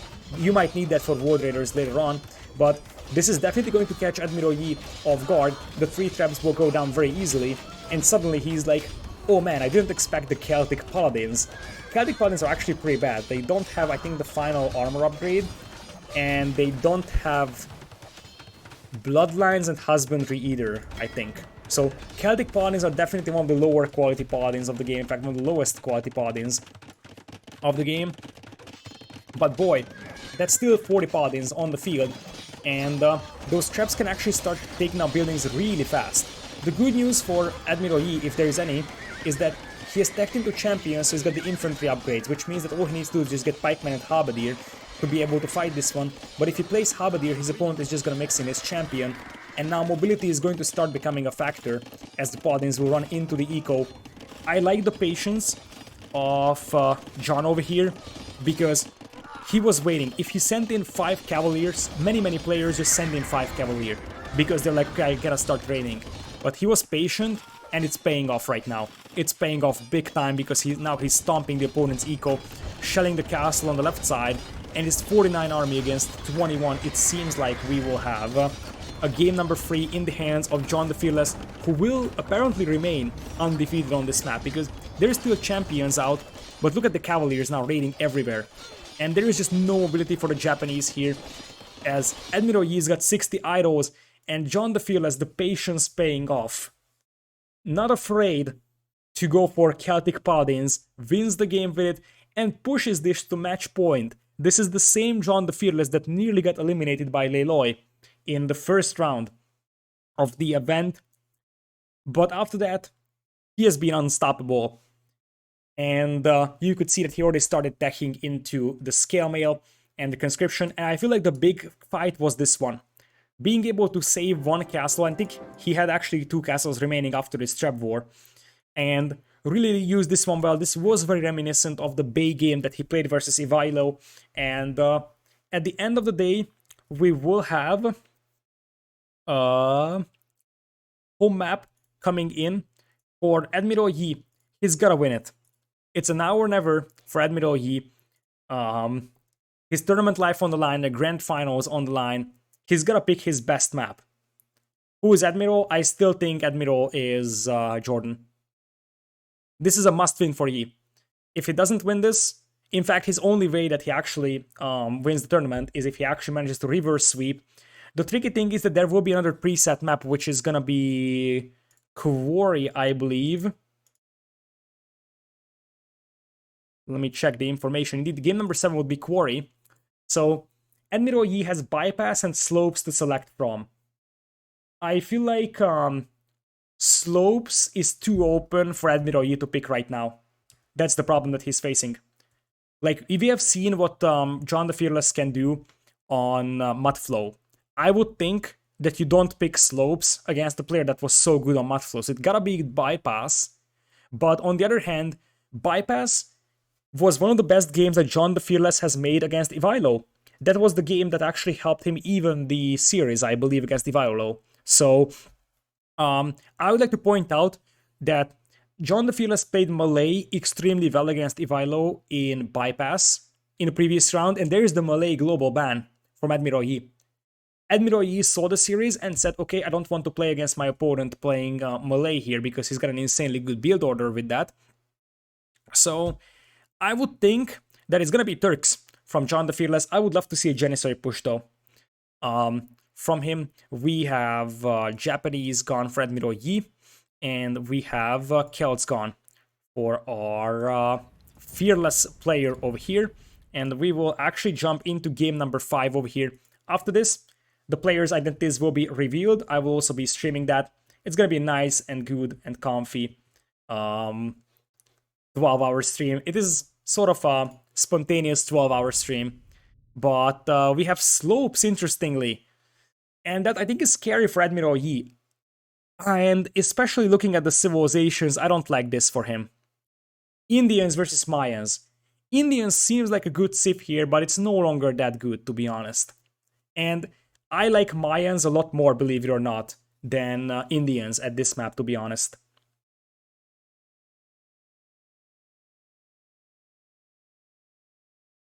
Is it all possible that Leloy was Jordan and Admiral Yi was Tato?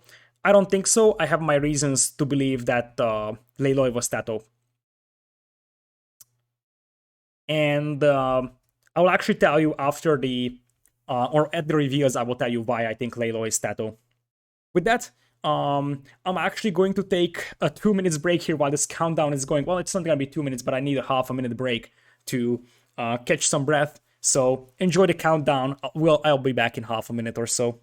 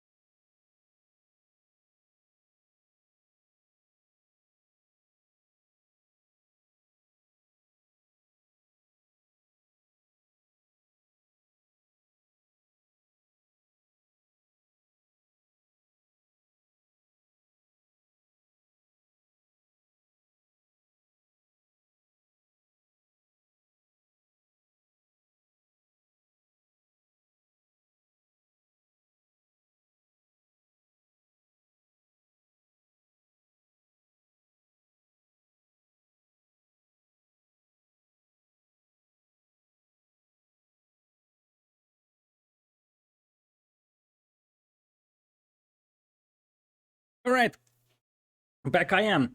So, with that, Indians and Mayans over here, I feel like I said this many times in the qualifiers. Slopes was played almost in every series throughout the qualifiers, and I said this every time. I feel like Indians is the most overrated civilization on this map. It is okay with the extra fishing eco at the beginning, it's nice food boost, but it's very potato after that. Especially against the civ like Mayans. Mayans is almost a counter pick to them over here. The archers will be able to beat Indian archers, and they don't have knights to deal with eagles. There's basically what Indians can do against eagles is hand cannoneers, but they don't have a castle age answer to Mayan eagles, and this is why I believe that the way that this game should go, as we will jump into game number 4, is that the Mayan player is going to have to do triple barracks eagles and castle age, and that's going to be impossible to stop for our Indian player. Apparently we have a pause here, or not. How does civilization sniping work? Pretty simple. Once everybody selected all the civilizations, you select one civ that the opponent can't use. So everybody drafts all the civs, and after the draft, you take away one from the opponent. That's how it works. It's pretty simple. So instead of banning always happens at the beginning of the series. Sniping happens at the end of the draft, basically. So when you ban a civilization, you actually restrict it from being completely pigged, and you do it before the draft. So your opponent, like let's say I ban Vikings. If I ban Vikings, my opponent can make his draft look like in a way that he can actually use. If he wanted to, you will go Vikings on islands, and I ban Vikings, he can still pick Portuguese. But if he selects Vikings and I snipe it, he won't have a chance to react to that. So it's not like he can actually pick two civs after. Bans are also global, that's the other thing. Bans are global, which means that if I ban Vikings, it's not just my opponent, but myself that cannot use it. Whereas a snipe is only for the opponent. So there are tournaments where there is actually ban for the opponent. So you ban before the draft only for the opponent. But in most cases, the bans are global, which means that whichever civilization is banned cannot be drafted by either player. With that being said, we're going to have Admiral Yes Indians in red on the left side, and the right side is going to be John the Fearless as Mayans in blue. So theoretically, Castle Age is the playground of Mayans against Indians here. I don't really know what Indians want on this map. With the shorefish being limited to 2 tiles per pond, I feel like the advantage that you are getting from Indians is very, very small. That being said, Admiral Yi probably has a very, very good plan here. Something that he has saved up for the grand finals, because if he loses here, it's over. So there must have been a reason why he was picking Indians here. And there must have been a reason why he didn't pick bypass. So we're gonna have a scout lurking around over here. Both players actually found the opponent's base. It's not really a big challenge because this map either spawns like this diagonal or this diagonal. That's the only two ways that actually can spawn. And Admiral Yi has to move out for the pawn. This is the other thing I don't like with Indians. It's so predictable. If you pick Indians here, you always have to move out for a pawn. Otherwise, it makes no sense to pick Indians. So it kind of is predictable overall that you are moving to the pawn, and we will see what John does. We have seen Drush FC attempts with India or with I think Britain's was the most popular Drush FC civ that was attempted over here, but oftentimes we have seen I think mine attempts as well. I think a Drush FC here might actually work for John. He's not going to beat his opponent to cast stage by a massive margin because oh, that's a weak villager. Wait a second, that's a weak villager. I'm not sure if that weak villager is because of a boar or a scout or they hit it, but that would be a disaster if you lost the villager here in the decider game and that eagle is still super strong. Quick was coming in. Oh my goodness. That was awfully close for Admiral Yi, and I think John is just waiting. John is patiently waiting for the greed of his opponent here, and he's waiting, and he just waits to stab this Voyager. Now Loom is in, so that's a little bit harder to pick off, but it still is dying from, I believe, 2 hits. It's gonna need 3, I think, now. Yeah, because there's 1 melee armor. You need 3 hits, but you're still jumping around and just poking and probing, trying to idle this one. This requires insane micro, by the way, and like insane macro. The fact that you can actually do this and still have 0 seconds TC idle time behind this one is absolutely unthinkable. There's the first poke, down to 5 HP. This Voyager will try to run back home, but that's dangerous because that Voyager is now alone. And the Ego could actually land downhill shots against that as well. Now it looks like John will realize, but that's a little too late from him. So the Voyager will actually get home here. Admiral Yi gets away with this, and it looks like he's actually going for the other pond as well. Whereas for John, he's got a barracks, and that looks like this is actually a late mana. Actually, no, it's a standard mana times timing. It's a very, very standard mana times timing over here. And we'll have Man-at-Arms from Admiral Yi as well. That's actually working out quite nicely for him because he's Indian. So he's going to have the extra food eco at the beginning. Always nice when you want to play Man-at-Arms archers. Obviously, food eco is going to be way better for Admiral Yi here. But his Voyagers are also more exposed. Neither of the players are actually putting a lot of effort into walling. As it seems like Admiral Yi, once he's got the Fuel Age Scout, he will actually be able to yoink that ego from his opponent. And indeed, this is the moment that John has to turn back and fight. He can't escape, so the best thing that he can do is just make sure that he does as much damage as it is possible to the opponent. His Fuel Age is later as well. This is actually pretty much a 20 pop feudal timing. For Man-at-Arms, 20 pop feudal Man-at-Arms is actually a pretty tough build to counter. So no Man-at-Arms though. No Man-at-Arms from Admiral Yi, and that means that nice quick was coming in for John, and his opponent's actually gonna get Man-at-Arms. That's a super late Man-at-Arms from Admiral Yi. Oh my goodness.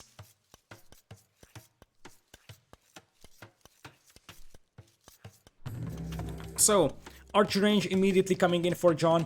As I said, the problem that Indians will be facing is that they can't actually out-archer the Mayans. That's a nice word I just made up. But they can't really outplay Mayans with archers, and they will just die to eagles. They don't have knights. Indians' biggest weakness is eagles, to be honest, especially in Castle Age.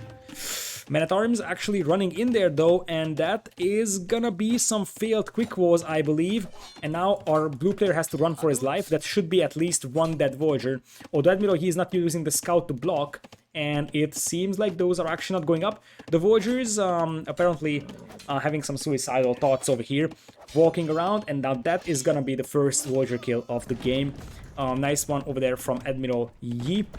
There is now archers on the way, but that scout is still strong, so 1 archer won't actually be enough to clean up the Man-at-Arms. That's the thing. You need like 2 or 3 archers at minimum to clean this. But guess what? The reason why John is actually not fighting this one is because he sent out the Man-at-Arms against his opponent and tried to hit the fishing eco. And look at this micro. He's using 1 Man-at-Arms to block the Voyager, the other 2 to hit it. And that results in a fairly weak Man-at-Arms overall. Behind this one, Admiral Yi is actually going to start pushing this mill over here. An archer is already out to clean this one up.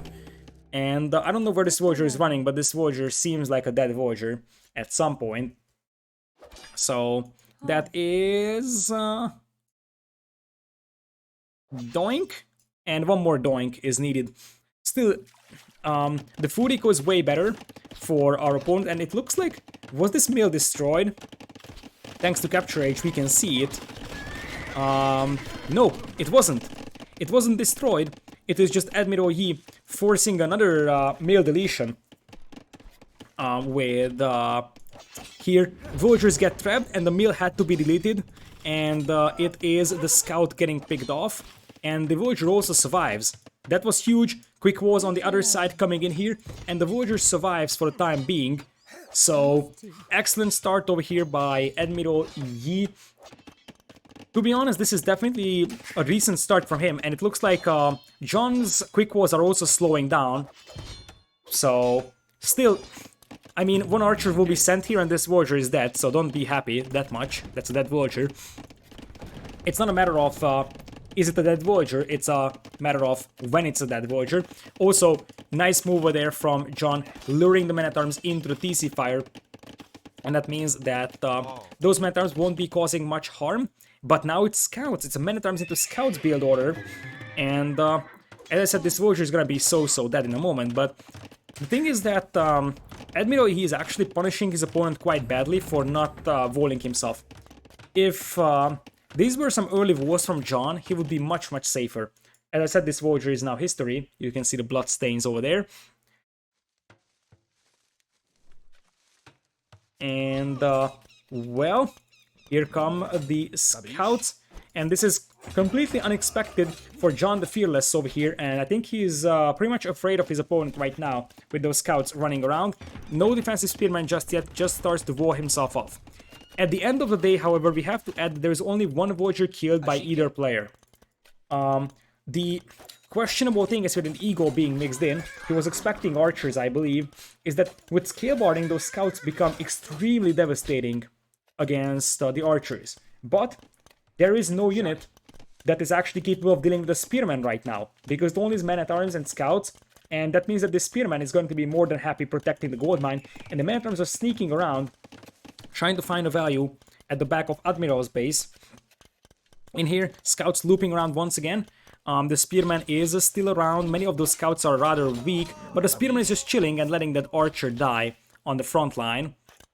Still, here's the big fight, and it is one scout and some HP traded off to the men-at-arms. It was a reasonable cleanup for Admiral Yi. I like that he didn't lose any units here. Lost some HP all across his units, but I think that was a nice cleanup at the end of the day. Still, John can be happy about that because he traded those men-at-arms to some reasonable amount of HP on the opponent's scouts. And now, archers and the spear coming up. It's only one spear, so technically 5-6 scouts can jump this one. Instead, they just pass each other. Nice turnaround from John, realizing that he can pick off an archer over there. There is defensive spearman now for John as well, but Admiral Yi's eco is actually looking slightly stronger. Remember, he was out on the hunt, and I was questioning the Indians' pick here. I still don't like it, but the strategy choice is good for John. So I think it might not have been a big advantage to have Indians here. I think the bigger advantage is that you get the shorefish and the hunt. And men-at-arms into scouts definitely caught John off guard. But now that you avoid yourself off, congratulations, you made sure that those scouts are completely useless. And the thing is that light cav for Indians could be a reasonable idea against the archers of the opponent, but I still don't have an answer on what are you gonna do against triple barracks Mayan Eagles. The castle ages should be fairly similar for both players. And it looks like the archers and spears might still try to move out. There's still quite a lot of scouts over here. No bloodlines, only +1 defense on them. And I think that the biggest problem that Admiral Yi is facing is that if he's unable to finish off Mayans, as I said, he legit has no answer to Castle Age Mayan play. Absolute nothing. He doesn't have knights. Now, if he can break through here, that's great. But he doesn't have an answer to the spearman, and he's adding stable number 2, going up to Castle Age with probably a 30 seconds advantage compared to his opponent. There's the second barracks. It actually is being hidden by John, so he knows exactly that he has to go for. And now it's archer spears moving forward. Castle Ages will actually be pretty identical, and apparently Admiral Yi isn't really able to inflict any damage with those scouts currently.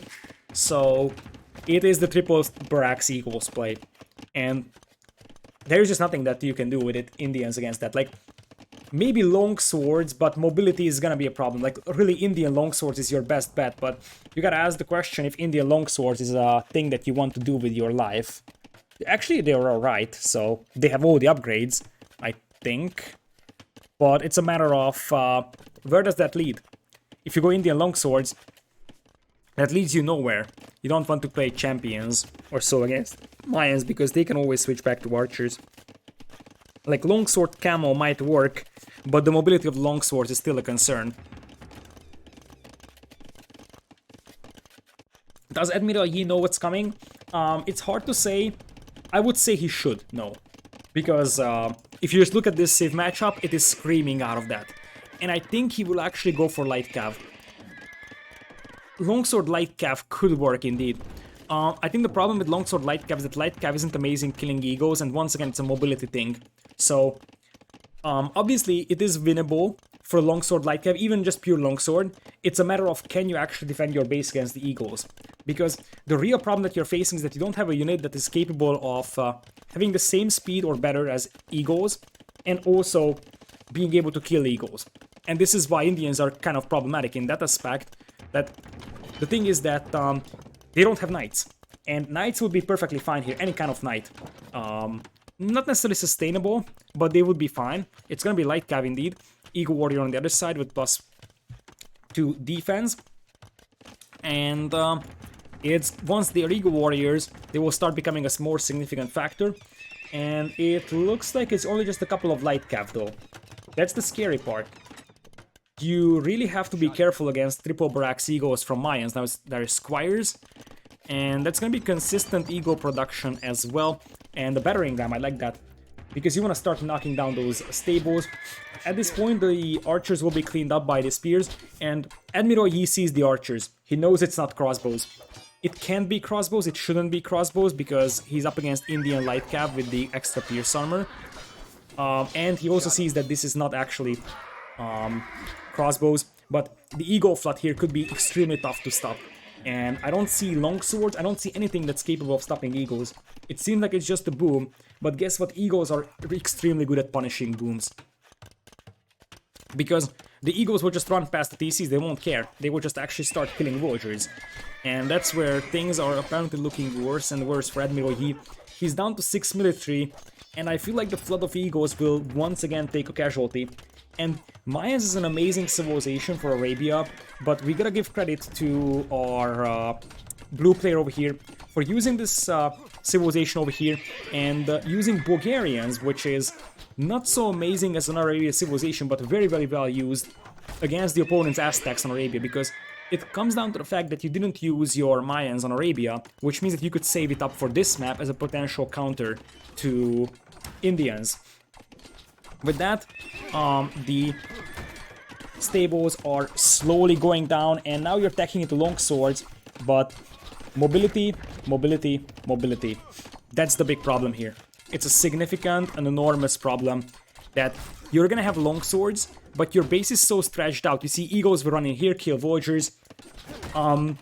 He definitely can slow this one down and potentially just try to wait out until he has like 20 long swords, but it's 26 army compared to 7. You see that the Eagles will actually start harassing here as well. And there will be Scorpions too. Scorpions and Mangonels would actually allow our blue player to just finish off the long swords as well. That's a nice snipe with the Light Cav. But once again, that's a lot of Eagles, and suddenly they will actually just tear apart Admiral Yi's Eco. If you look at the numbers, it's 3 TCs against 1, but it's only 58 villagers against 53, and crossbows will actually be a thing as well. So John knows exactly that, okay, it's gonna be a switch back into longswords. That means that I'm gonna go for my crossbows immediately, and he will already start mixing those in. Obviously, Light Cav and crossbow could work, or Light Cav and longsword could work well, but the stables just went down. So if Admiral Yi wants to have any camels or any Light Cav, he needs new stables. And this is what I was talking about, just Eagles running left and right, and you see how slow these guys are. There's already crossbows, and now that there is crossbows, there is no Light Cav. So theoretically, Longsword Light Cav beats this. But now the stables are down, and Admiral Yi is dropping in villager count quite badly, and there will be crossbows coming in soon from John to pick off the longswords. That's still quite a sizable amount of longswords, but the mobility of the Eagles will just prevail over time, and they're picking off villagers over here. 57 wills for John the Fearless, 49 for Admiral Yi, and I feel like this is Admiral Yi's ship sinking here on slopes, because I don't necessarily see him stopping this one anymore.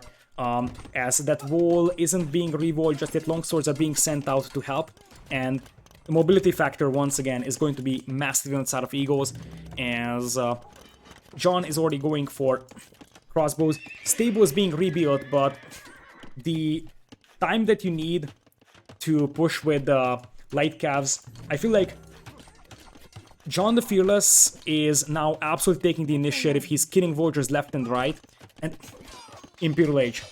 That's a 60 Vulture Imperial Age, man.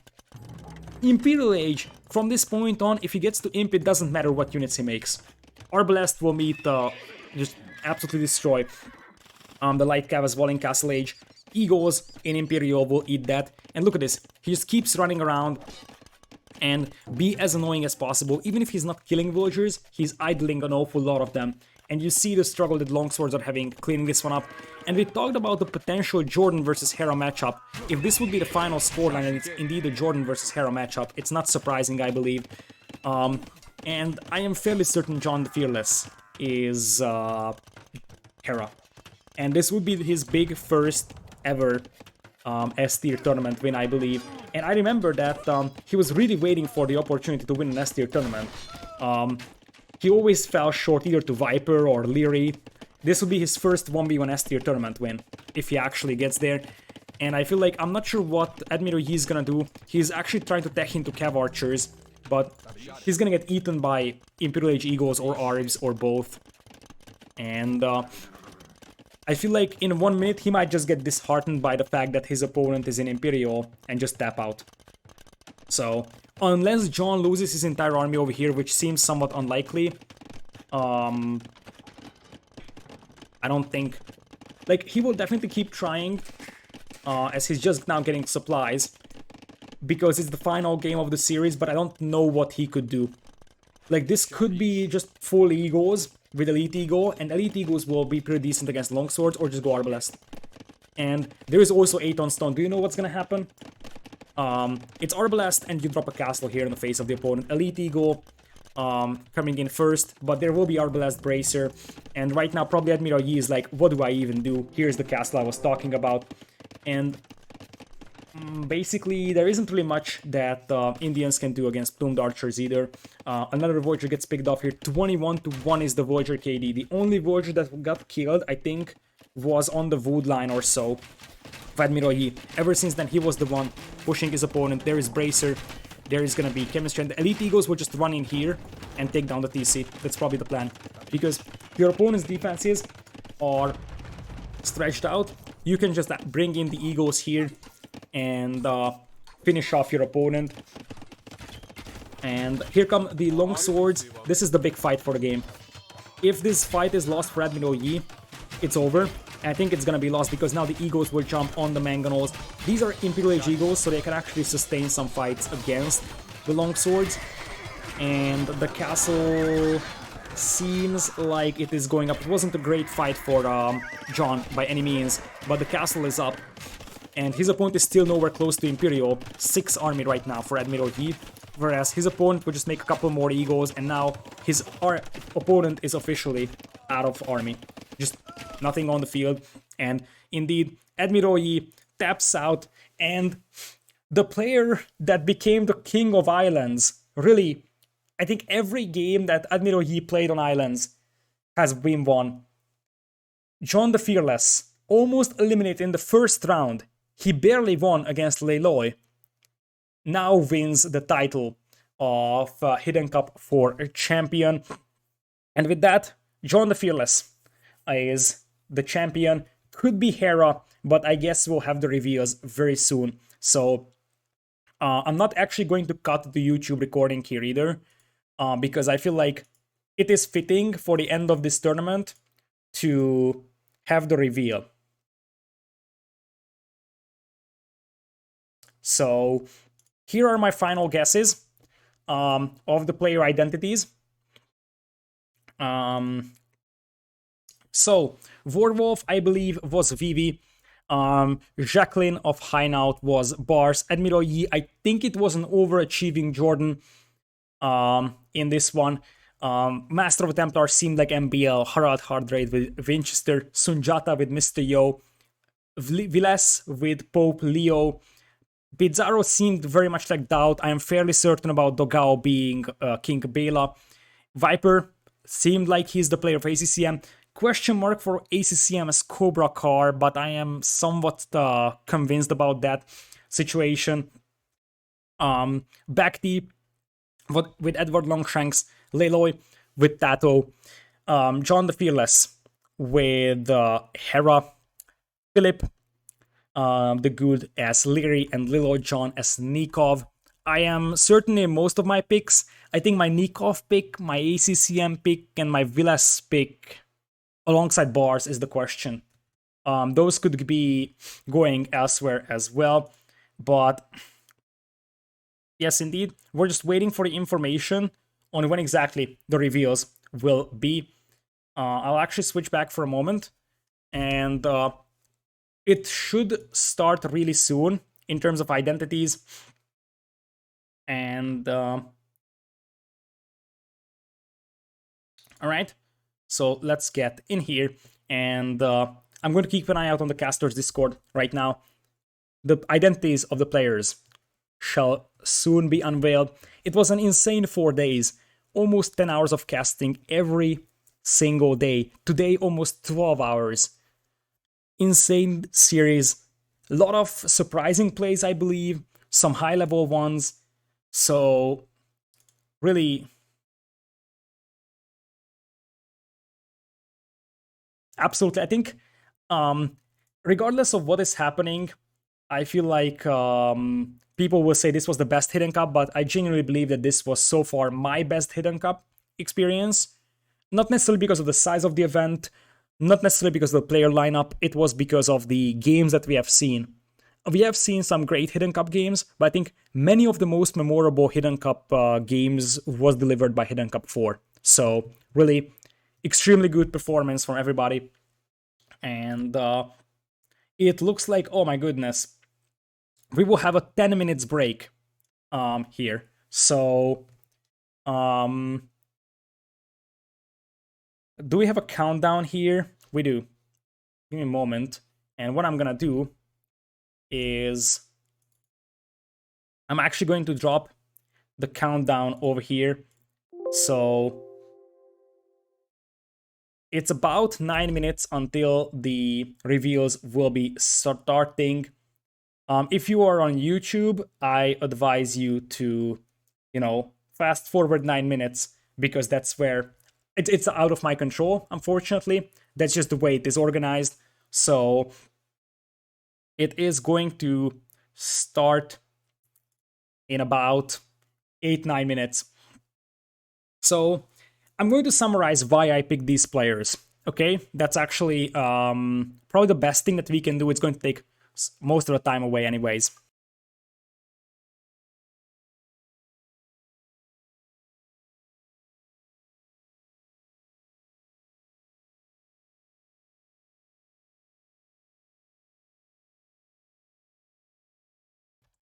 So, I won't actually start typing evidence. I have my notepad document about that, but Warwolf V was a question to me. But he was typing in full caps, which to me was a bit of an indication, and even though anyone can do that, if they want to fake that they are VV, that is a bit of an indication to me.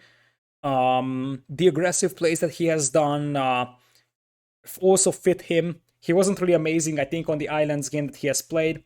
I'm not so sure about VV, but it kind of feels like it. Jacqueline of Hideout Bars, that's also a bit of a question. To me, his style reminded me a little bit more of Bars, but I wouldn't be surprised if I got this wrong. I still am fairly certain it's Bars. Admiral Yi being Jordan, I feel like what I've seen from Admiral Yi throughout the entire tournament is a budget Viper. And we know, based on the strategies, the bypass games that he has played in the previous rounds, the similar strategy on Quarry with Ivilo, we are fairly certain. I think the most deciding evidence that he is a GL member is that we had 4 players in this tournament that did the exact same Quarry thing. Many of them picked Turks, but more importantly, voling off the middle was the thing that everybody did from... that was 4 players, and that seems like it is a GL. So we know it's a GL player. There were decision-making mistakes, and there were macro-based mistakes, which crosses out doubt. I feel like it would be an underperforming Taro if it was like this. But we have seen some creativity, we have seen some nice execution. It's a player, don't forget this, that actually tried a restart in the first game. He tried a restart in the first game, and he wasn't able to restart it, and he just laughed about it. And it could be someone impersonating Jordan or so, but that to me means that it's a qualifier player over here. I don't think Taro would react like that. It was a fairly chatty player, so very communicative in the in-game chats, which also is a bit of a clue, I think, towards Jordan. Templar MBL, that's fairly certain, I believe. His reactions, his play style, was everything that you look for from MBL. Harald Hardraid, Winchester. I'm not so sure about this one, but it's kind of Winchester is left for Harald. He went for some crazy gimmicky strategies, something that you usually expect from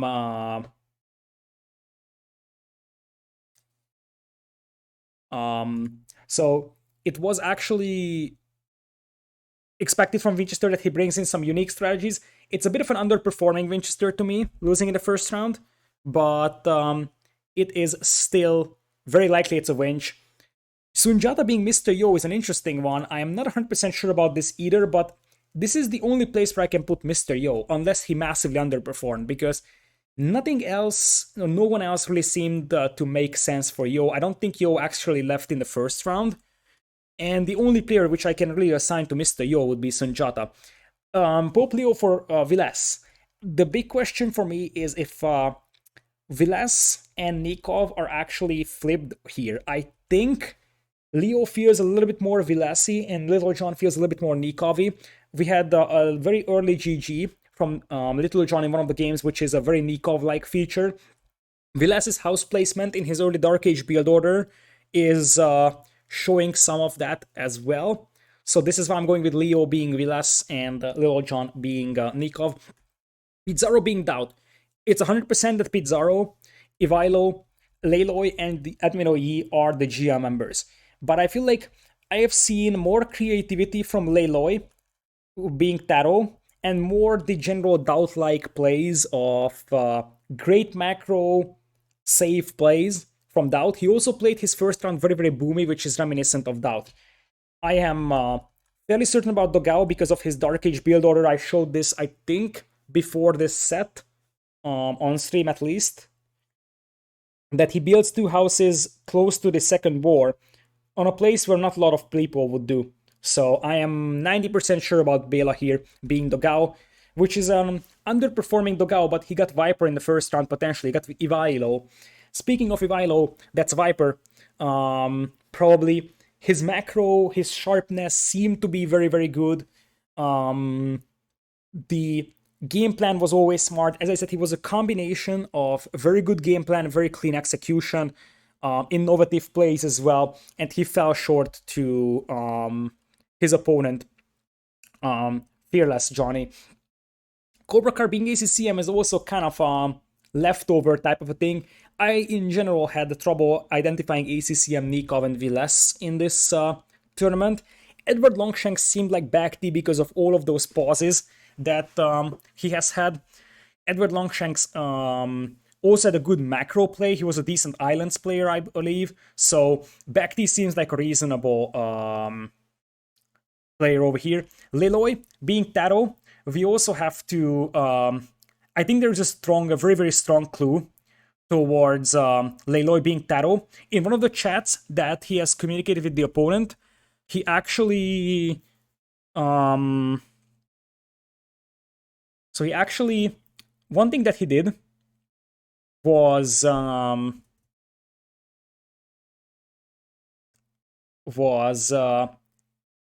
ask a question or so, or post a question mark. And that question mark was an upside down question mark, and that is only available on a Spanish keyboard, I believe. Indeed, it was an upside down question mark.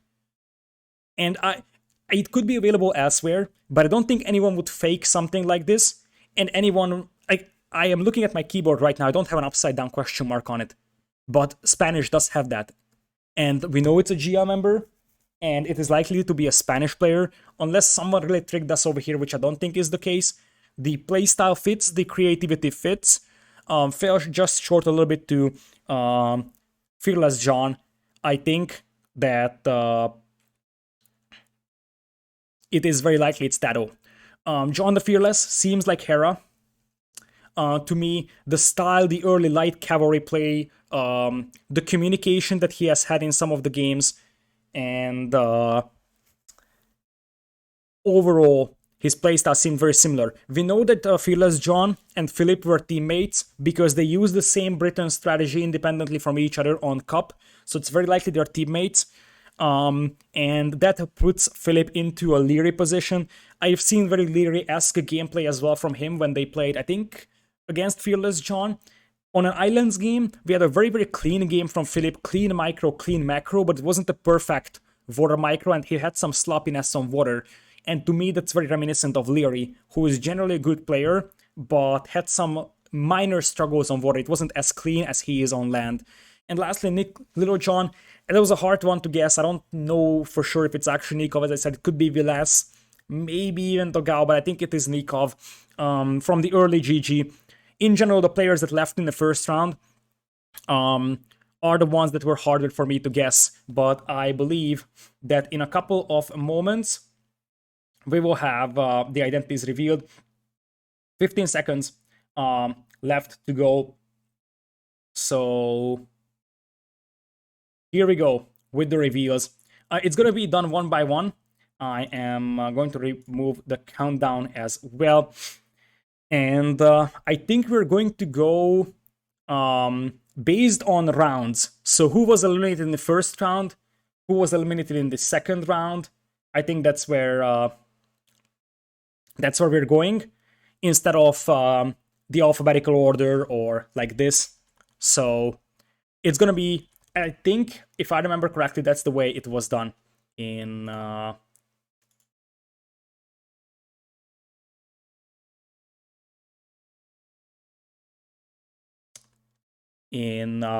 Hidden Cup 3. Technically, we're supposed to start, but I guess we're a little bit later. I will keep an eye out on the information out here. So technically, it's supposed to start, yes, but you never know. I assume that they need to make sure everything is right for reveals, because it would be a disaster if the wrong player would be revealed. That would be a big, big disaster. But it's the climax of the tournament, and I guess very, very soon we will get to know the players. I'm not teasing you, by the way. It's not me. If it was on me, it would be already revealed, but I'm not the one adminning or hosting the tournament, so we gotta wait for the official information.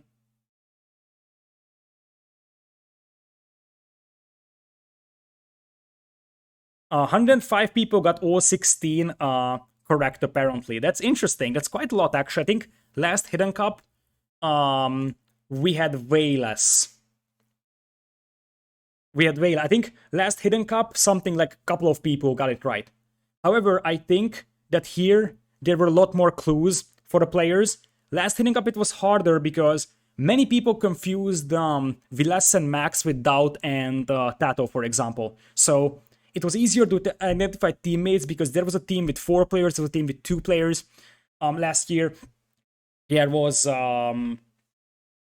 like I myself confused Doubt and Tato with with Max and Vilas because I knew it was 2 teammates, but it was I wasn't sure if it is the secret teammates or the Suomi ones.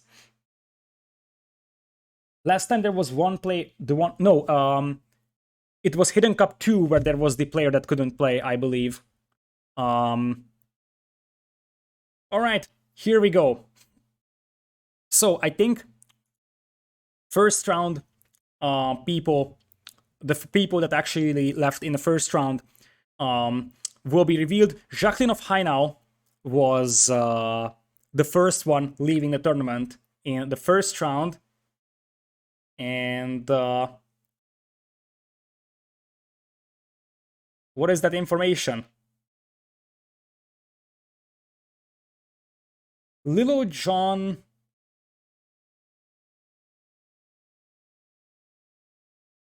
Wait a second. Now, 105 people got this right, but I just want to wait for the confirmation.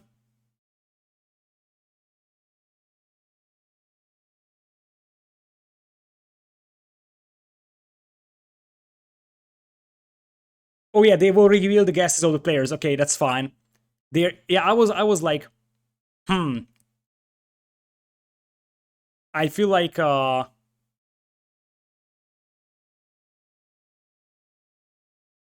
just gonna wait for the official info. I'm not actually listening to T90 stream, so that's why I don't exactly know what's going on.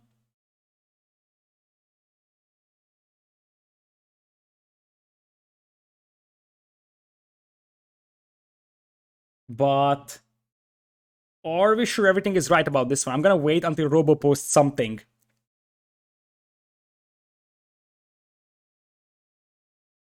Because my guesses were massively different from what is displayed.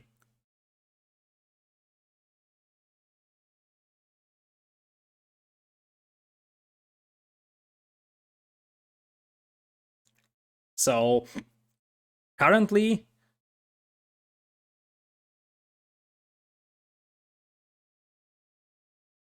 come on, Robo, say something.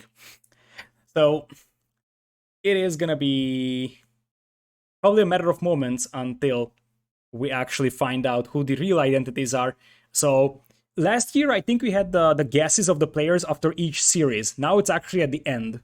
So last year it was like after every set we got to know who the players thought they were fighting. I thought they just removed that completely, but it seems like it was just moved to the end. So now it's reveals. Okay, here we go.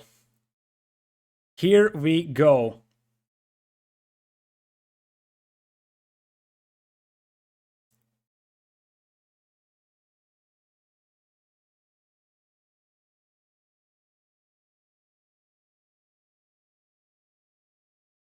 So, round of 16 losers. Jacqueline of Hideout will be Barles. Master of the Templar is MBL. Harald Hardraid is Winchester. Pope Leo is Vilas. King Bela is Dogao. I told you I'm sure about Dogao. Cobra Car is Vivi. Oh, I confused the two players in there. Lalo is Tato. I was right about that. Little John is Nikov. And I'm going to lose my perfect guesses on Vivi versus ACCM. I was so lost with that.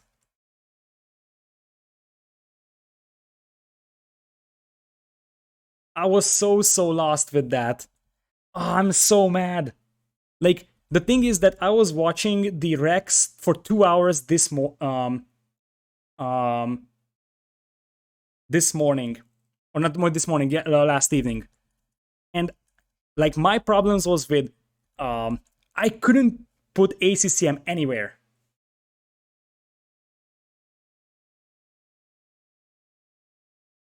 I couldn't put ACCM anywhere at all. So really, that's a bit of a surprise to me. Still, I think last year I got something like 6 or 7, right? So we got bars. I'm so tilted about this VVACCM thing. But yeah, I think bars was fairly predictable.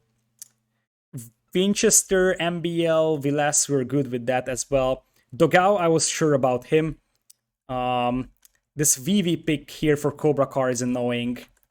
Tato, I was right about that as well, apparently. Really, some of the players were super easy to guess. Some of them were actually much harder to guess. So now I'm 100% sure that this is ACCM now.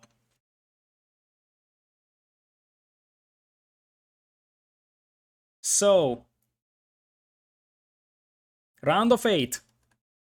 It is going to be, or quarterfinals, so to say. It is Warwolf being ACCM, right? Yeah, it's ACCM. Ah, Gonzalo Pizarro was doubt. I'm so tilted now. Edward Longshanks is gonna be Bhakti. And indeed it's Bhakti.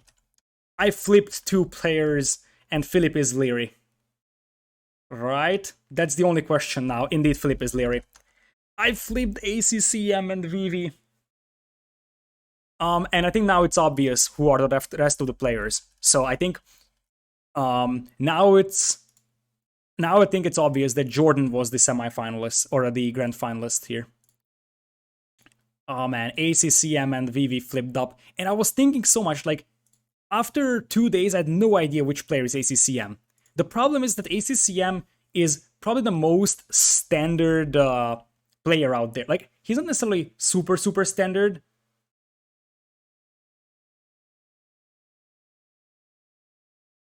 But still, I'm so tilted. Last year I actually messed up more, but I was hoping I get a perfect one this year. John the Fearless being Hera, Admiral Yi Sun-shin. And here is the question. Admiral Yi Sun-shin is Jordan, indeed.